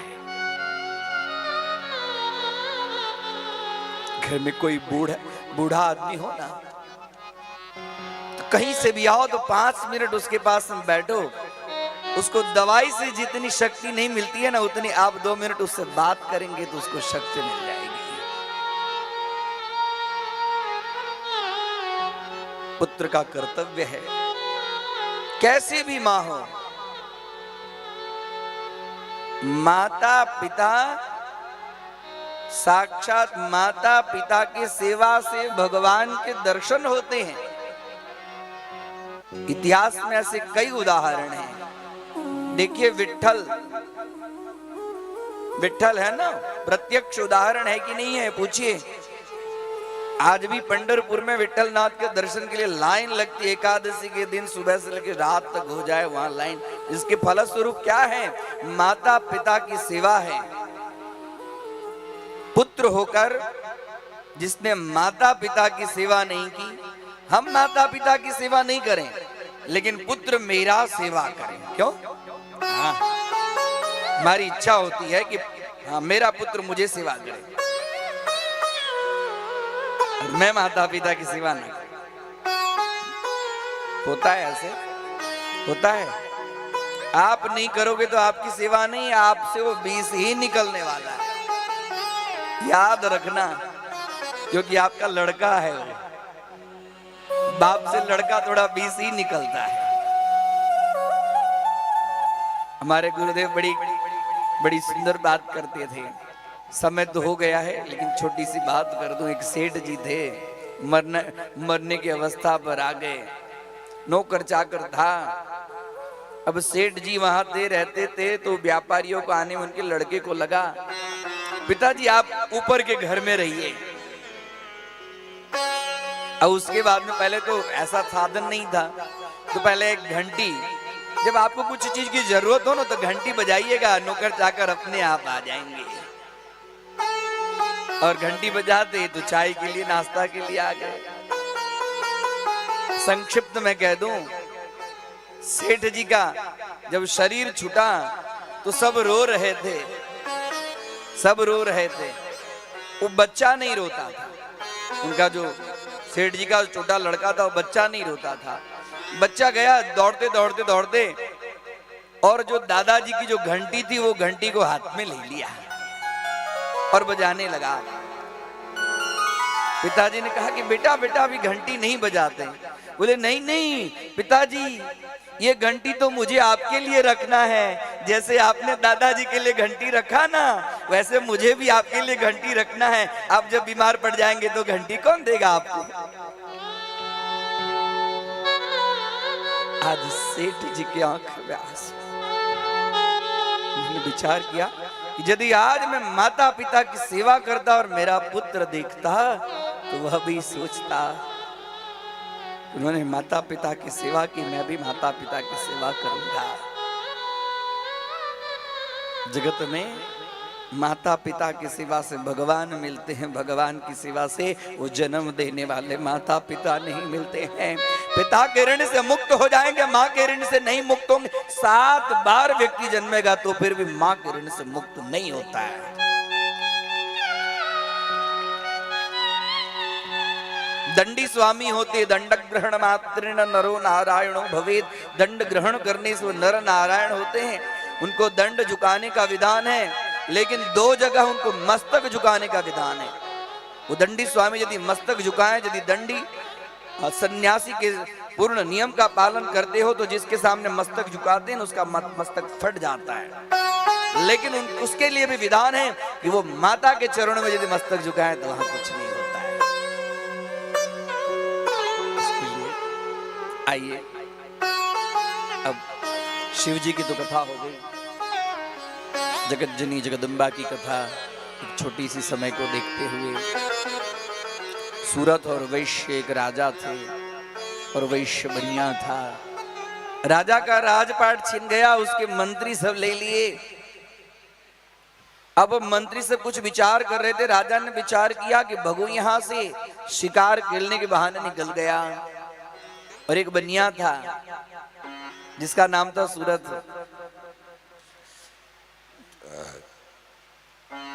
बनिया के पुत्रों ने सब कुछ अपना धन हरण कर लिया और उस बाप को धक्के मारकर बाहर निकाल दिया। लेकिन वो पिता तो था, उसको हमेशा याद आती थी अपने बेटे के लिए। बैठे राजा बैठे थे, वैश्य आया, विचार करने लगा। बोले आप क्यों यहाँ आए? बोले आप क्यों आए? तो मैंने सब कुछ छोड़ दिया, लेकिन वो बेटे का ममत्व तो मुझे अभी भी छूटता नहीं है। उसने घर से धक्के मारकर बाहर निकाल दिया है, लेकिन तो फिर भी मुझे ममत्व छूटता नहीं है। और दोनों गए मेधा ऋषि के आश्रम में और उनसे पूछने लगे कि आप मुझे कुछ ऐसी कथा सुनाइए जिससे हमारा मोह ममत्व दूर हो। और यहीं से उमा के चरित्र का वर्णन, वहीं पर उन्होंने महाकाली के चरित्र का वर्णन किया। आज महाकाली की झांकी का वर्णन है, बड़ी सुंदर कथा है। और महाकाली कैसी, उसका सुंदर वर्णन। जब महाकाली के कई जगह अलग अलग देवी भागवत में, अद्भुत रामायण में, शिव महापुराण में, एक हमारे गुरुदेव कथा कहते, वो मैं आपको कथा कह दूं तब तक झांकी भी आ जाएगी। जब राम जी रावण को मारकर आए, और जब आए तो ये अयोध्यावासी राजा रामचंद्र की सब जय जयकार कर रहे थे। माता जानकी बगल में बैठी थी, माता जानकी को हंसी आई। बोले देवी देवी तुम क्यों हंस रही हो? बोले नहीं नहीं ऐसी कोई बात नहीं, माताओं का काम ही ऐसा होता है। बोले ऐसी कोई बात नहीं। फिर जय जयकार, फिर हंसी। बोले देवी तुम अकारण हास्य नहीं करती हो, बोलो इसके पीछे कारण क्या है? बोले हे नाथ, आपने 10 मुख रावण का वध किया है तो लोग आपके इतने जय जयकार कर रहे हैं। यदि आप सहस्त्र मुख रावण का वध करेंगे तो लोग आपको कहां बिठाएंगे? बोले दुनिया में सहस्त्र मुख मतलब 1000 मुख वाला रावण। बोले दुनिया में 1000 मुख वाला रावण है? बोले हाँ है, सहस्त्र मुख वाला रावण है। बोले मंत्री सुमंत चाचा? बोले हाँ है। अब सीता मैया की बात राम जी के मन में लग गई, कोई बात लग जाती है। अब ये राज्याभिषेक का काम छोड़िए, पहले मुझे सहस्त्र मुख रावण का वध करना है। सारी सेना सुसज्जित, साथ में सब थे, बानर तो थे ही। सारे रथ पे सवार होके तैयार हो गए युद्ध के लिए। क्षत्रियों का धर्म है युद्ध करना, या तो राजा जो बलवान है उसको अपने शरण में ले लें, या युद्ध करके उसके राज्य को हासिल करें। लेकिन इनके मन में बात लग गई तो सीता मैया ने कहा, ध्यान दीजिए इधर, सीता मैया ने कहा कि हे नाथ, आपने 10 मुख रावण का वध किया है, उनके साथ में लड़ते हुए मैंने आपको देखा नहीं। यदि आपकी इच्छा है तो मैं भी युद्ध में चलूं। बोले देवी नारियों को युद्ध में जाना नहीं चाहिए। बोले मेरी इच्छा है कि मैं जरा युद्ध में जाऊं। फिर से जिद करने लगी, बोले चलो देवी। और आए यहाँ ही सहस्त्र मुख रावण, और सहस्त्र मुख रावण के पास सहस्त्र मुख रावण को ललकारे। सहस्त्र मुख ने कहा कि हे अयोध्या नरेश, आपका मुख इतना सुंदर है, नीलांबुजश्यामल कोमलांगम, आपके शरीर इतने कोमल है, आपसे मुझे युद्ध करने की इच्छा नहीं है, आप चले जाओ, मैं आपको माफ कर देता हूँ। भगवान रामचंद्र जी कहते हैं, हे सहस्त्र मुख रावण, या तो तुम मुझसे युद्ध कर या मेरी शरणागति में आ। उसके 1000 मुख, 2000 हाथ। हमारे गुरुदेव की कथा सुनाते थे। और इतने में युद्ध हुआ। बोलो महाकाली मैया की जय। अभी तो महाकाली आने वाली, उससे पहले चली आई।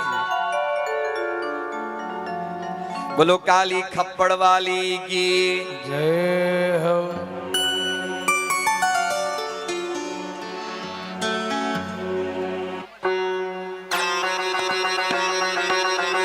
महाकाली मैया की जय हो, महाकाली मैया की जय हो।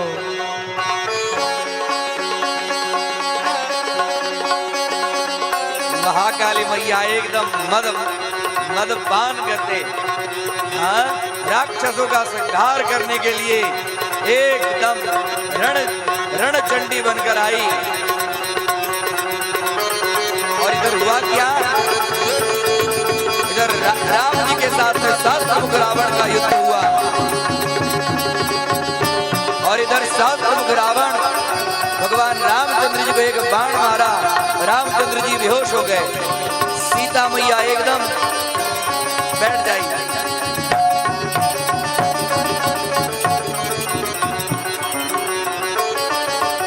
सीता मैया एकदम क्रोध में आई कि सारी राक्षसनी सधवी और मैं विधवा हो गई, और खड़े खड़े देखते देखते देखते सीता मैया काली का रूप धारण कर ली और काली का रूप धारण करके सहस्त्रमुख रावण के साथ में युद्ध करने लगी।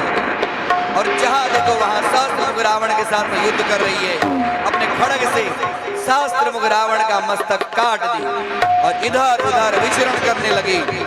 सब जितने राक्षस थे सबका संहार कर दी और काली मैया एकदम इधर उधर जो राक्षस आए सबका अपने खड्ग से संहार कर दी, उसका रक्तपात कर दी और पृथ्वी डगमग होने लगी।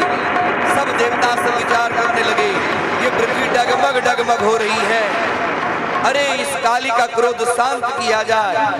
सब देवता सब आए शिव जी के पास में। शिव जी बोले मैंने दिव्य वर्षों तक तप किया है, माँ भगवती प्रसन्न हुई, मैंने भगवती से प्रार्थना की कि आपका चरण कमल मेरे हृदय पर आए, आज लगता है वो समय आ गया है।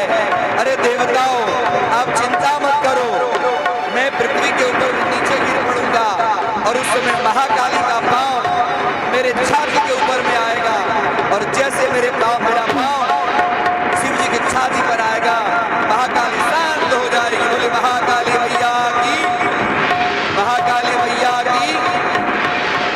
खड्गम चक्र गदेश काम परिधान शूलम सुंडिम शिरः शंखम दंतगदिं गरेश नयना सर्वांग भूषावृता लीला स्मक्ति भास्य भासदसगा देहे महाकालिका यामस्ते सविदे हरौ कमलजो हस्तुम अधुम कैकभा। बोले महाकाली मैया की जय हो, थप्पड़ वाली मैया की जय हो, महाकाली मैया की जय हो। जैसे देवता सब पुष्प की वर्षा करने लगे, महाकाली शांत हो गई, सीता के रूप में आ गई। और जैसे सीता के रूप में आ गई भगवान राम जी बोले कहाँ है मेरा धनुष, कहाँ है मेरा बाण। सीता मैया ने कहा कि भगवान सहस्त्रमुख रावण का मैंने वध कर दिया है। बोले देवी फूल सी कोमल तुमने सहस्त्रमुख रावण का वध कैसे कर दिया, तुम इस रूप से वध नहीं कर सकती, तुम मुझे वो अपना रूप दिखाओ, अपना रूप दिखाओ। और महाकाली मैया खड़ी हो गई और खड़ी होकर भगवान शिव जी के वक्षस्थल पर चरण रखती हुई, जिह्वा को बाहर रखती हुई महाकाली मैया खड़ी हो गई। बोली महाकाली मैया की जय। राम जी बोले अरे सीते तू तो मेरी कुल देवी है, इसके लिए आज से कभी भी मैं तुम्हें पत्नी के रूप में देखूंगा तो मेरा कल्याण नहीं होगा। इसके लिए धोबी की बात का बहाना बनाकर सीता मैया को रामचंद्र जी ने वनवास में भेज दिया। बोलिए महाकाली मैया की जय हो।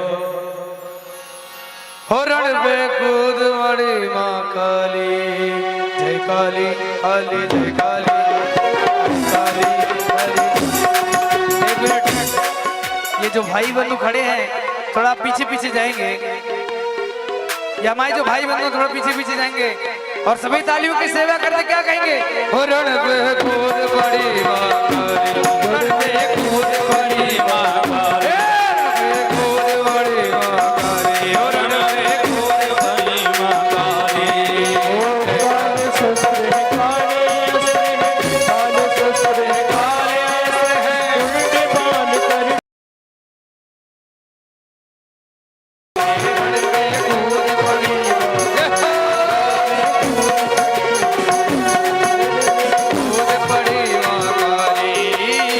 काली अस्त्र है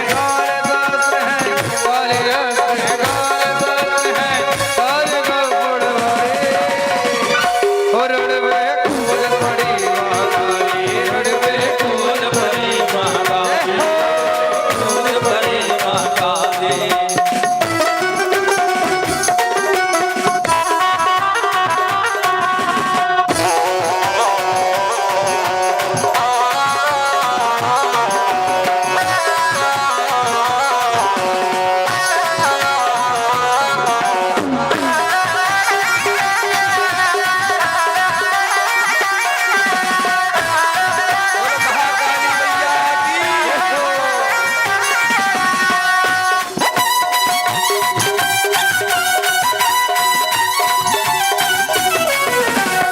महिषासुर ने क्रोध बढ़ाया, महिषासुर ने क्रोध बढ़ाया, उठी देवता सबको डराया, उठी देवता सबको डराया।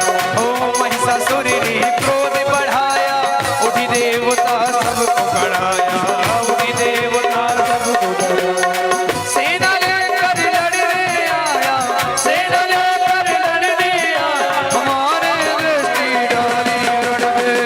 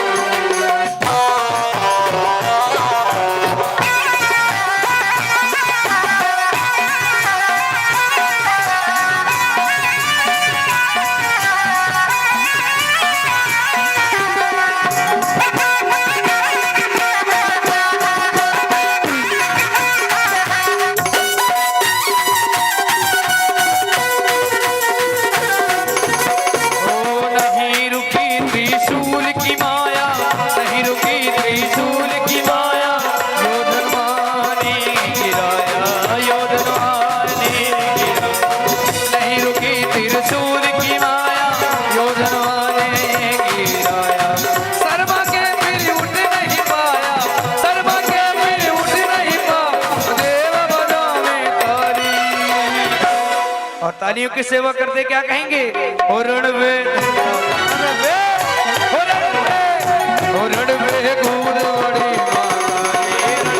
कूद बड़ी महाकाली, काले अस्त्र है काले शस्त्र है, काले अस्त्र है काले शस्त्र है, मोंड माल गल डाली रणवे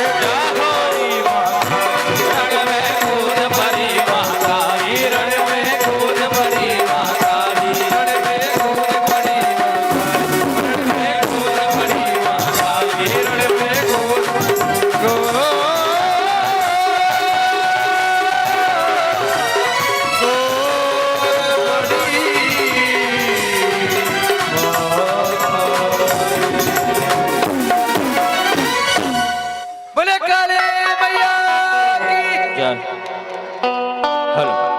आप सभी भक्त से अनुरोध है अपने अपने स्थान पे बैठ जाएं, व्यवस्था बनी रहेगी, बैठ के आनंद लीजिए कथा का।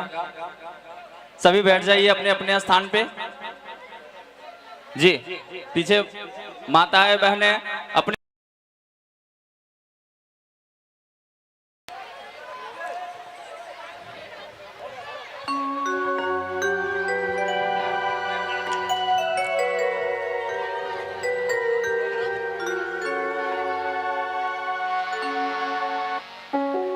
सभी शांति का परिचय देंगे, सभी शांति का परिचय देंगे।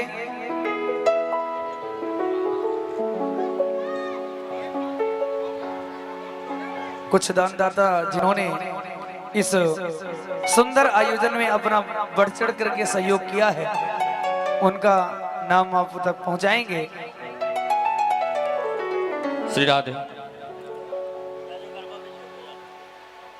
इस कथा के आयोजन में जो कुछ दानदाताएं दान दिए हैं, श्री विजयनंदन भाई चौधरी परिवार की ओर से 11,000 का अनुदान राशि दिया गया है। जोरदार ताली उनके लिए। श्री लालजी गुप्ता जो गणेश नगर के रहवासी हैं, 2511 रुपया का अनुदान राशि दिया गया है। श्री सोनू जी, इनके तरफ से 1100 रुपये का अनुदान राशि दिया गया है। जनशक्ति परिवार की ओर से प्रियंका ग्रीन पार्क 100 किलो आटा का योगदान दिया गया है, उनके लिए भी जोरदार ताली। प्रेम कुमार जी गुप्ता 551 रुपये का अनुदान राशि दिया गया है। शिवम राय 501 रुपये का अनुदान राशि दिए हैं। लालजी गुप्ता, भरत भाई गैस वाला, इनके तरफ से 1151 रुपये का अनुदान राशि दिया गया है। दिलीप जी दुबे 501 रुपया। बबन झा 251 रुपया। नवल किशोर झा 301 रुपया। संजीव मिश्रा 251 रुपया। डॉक्टर चंद्रशेखर पटेल 2100, इनके तरफ से 1100 रुपये का अनुदान राशि दिया गया है। जोरदार ताली। सुशील जी सिंह, इनके तरफ से 500 रुपये का अनुदान राशि दिया गया है। संतोष जी रिंकू, इनके तरफ से 1000 रुपये का अनुदान राशि दिया गया है। हरि किशोर जी मौर्या 500 रुपये का अनुदान राशि दिए हैं। संतोष जी राय 1000 रुपये का अनुदान राशि दिया गया है। संतोष जी सिंह 200 रुपये का अनुदान राशि दिए हैं। संतोष जी 251 रुपया। मनोज सिंह मास्टर जी 501 रुपया। सूर्यनाथ जी 600 रुपया। तपेश साहू 251 रुपया। विकास यादव 200 रुपया। कृष्णा मेडिकल के तरफ से 500 रुपया। जितेंद्र पाल 500 रुपया। शिवराम यादव 201 रुपया। प्रशांत मंडल 1010 रुपया। इन सभी दानदाताओं के लिए एक बार करताल ध्वनि से जोरदार ताली।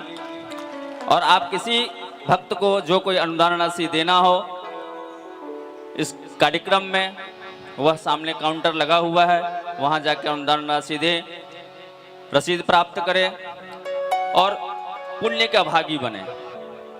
जब जन्म जन्मांतर के पुण्य एकत्रित होते हैं तो ऐसे कथा और ऐसे हमारे परम पूज्य व्यास जी महाराज के मधुर वाणी से कथा का आनंद लेते हैं। अब कुछ स्वागत हेतु मैं बुलाना चाहूंगा जो पूज्य महाराज जी से आके आशीर्वाद ग्रहण करें और थोड़ा शीघ्र आएंगे समय को देखते हुए।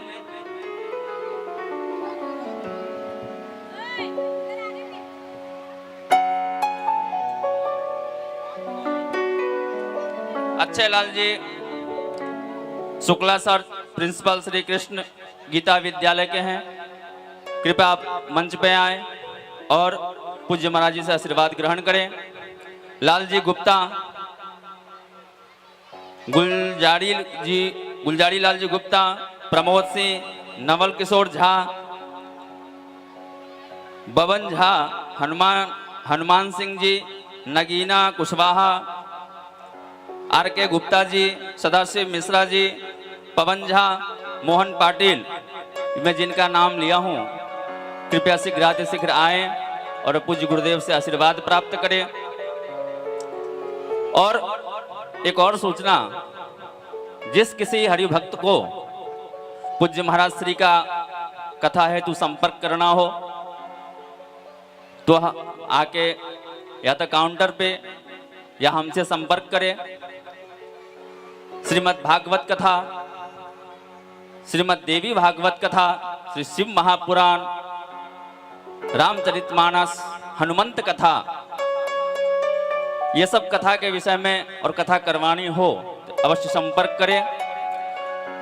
जो इस कथा पंडाल में बैठे हैं और कथा का आनंद ले रहे हैं, कितने ऐसे हैं जो घर पे हैं, अस्वस्थ हैं, नहीं आ रहे हैं, वह पूज्य महाराज श्री का चैनल अध्यात्म ज्ञान प्रवाह, उस चैनल पे ये लाइव कथा चल रही है। चैनल को सब्सक्राइब करें और जितने सगे संबंधी है सबको इस कथा का चैनल के माध्यम से आनंद लें। अब यजमान परिवार से निवेदन कि आरती के लिए ऊपर आए।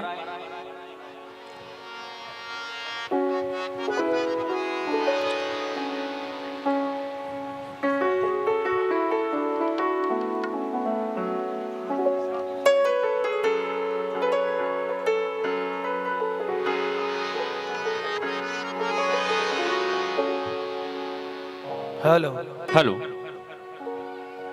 एक और आवश्यक सूचना सुना जाए। 2 तारीख को कथा का विराम दिवस है और 2 तारीख का जो कथा का समय है वो 5 से 8 ये समय रहेगा। इस समय में आप सभी पधारें और कथा का आनंद लें।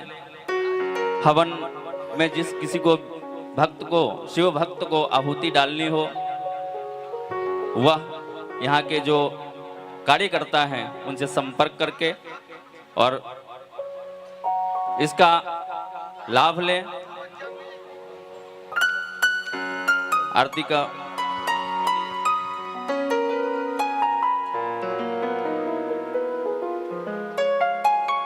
आइए, सुंदर पंचम दिवस के सायंकालीन मेला में,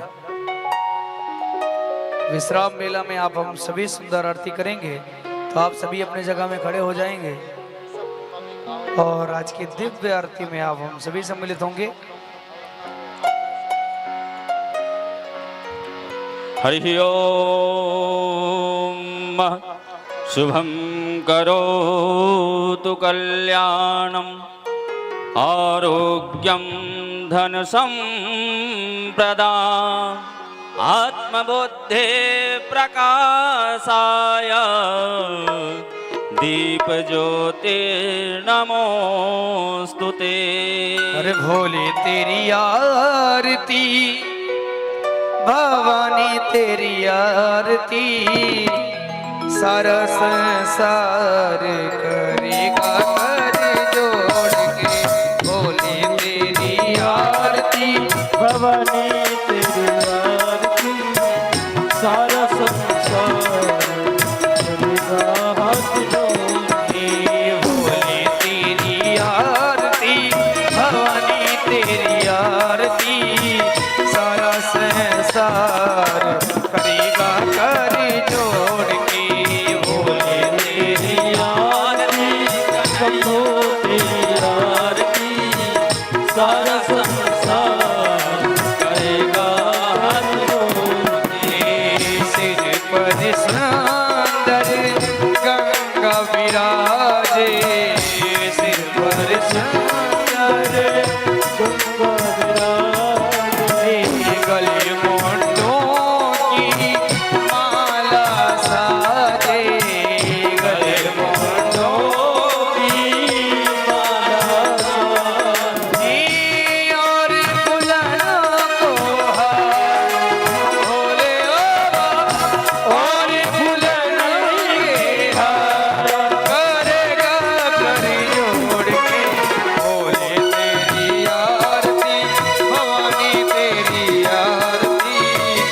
सारा संसार करेगा करी जोड़ के बोले तेरी आरती कन्हैया तेरी आरती सारा संसार करेगा कर जोड़ के।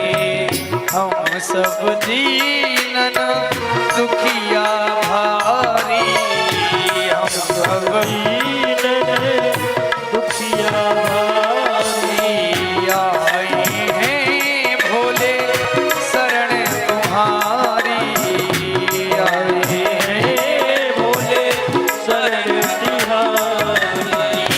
रखियो लाज हमारा ओ भोले बाबा, रखियो लाज हमारा, करेगा कर जोड़ के भोले तेरी आरती, भवानी तेरी आरती सारा संसार करेगा कर जोड़ के भोले तेरी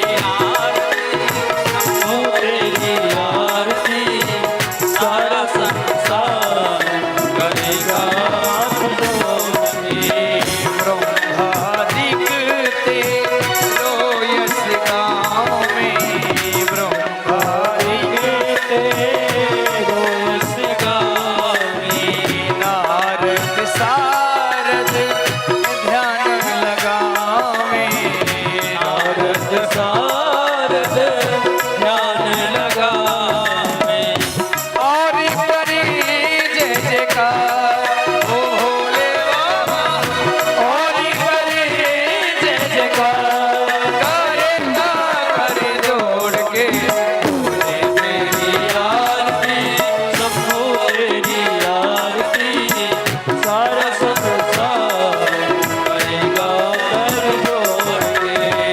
प्रेम सहित जो आरती गावे, प्रेम सहित जो आरती गावे शिव और शक्ति के पद पावे, शिव और शक्ति के पद पावे बाढ़े सुयस अपार ओ भोले बाबा, बाढ़े सुयस अपार, करेगा कर जोड़ के भोले तेरी आरती, भवानी तेरी आरती सारा संसार करेगा कर जोड़ के भोले तेरी आरती सबको तेरी आरती सारा संसार सभी गाएंगे कर्पूरी गौरम करुणावतारम संसारसारम सदा वसंतम हृदयार्थिं भवानी त्वमेव माता पिता त्वमेव त्वमेव विद्या द्रविणं त्वमेव ओ भोले तेरी आरती, भवानी तेरी आरती सारा संसार करेगा करी जोड़ के, करेगा करी जोड़ के, करेगा कर जोड़।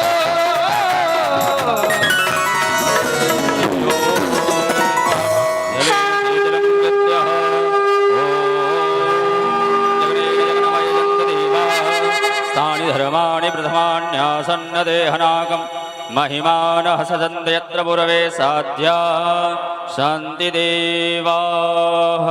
ॐ यानि कानि च पापानि जन्मान्तरकृतानि च तानि सर्वाणि नश्यन्तो प्रदक्षिणां पदे पदे हस्तियो हि देवाभिवन्दनं ॐ एकदन्ताय विद्महे वक्रतुण्डाय धीमहि तन्नो दन्ति प्रचोदयात्।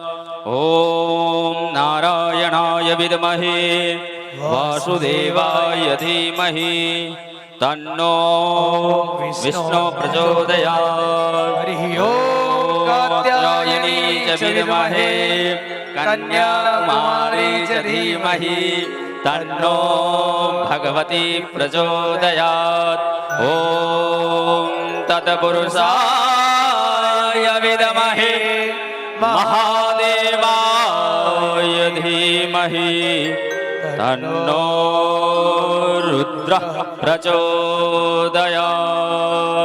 ॐ मृत्युञ्जय महादेव त्राहि मां शरणागतं जन्म मृत्यो जरा व्याधि पीडितं कर्म बन्धने। ओंकारबिन्दु संयुक्तं नित्यं ध्यायन्ति योगिनः कामदं मोक्षदं चैव। ओंकाराय नमो नमः। नानासुगन्धिपुष्पाणि यथात्कालोद्भवानि च पुष्पाणि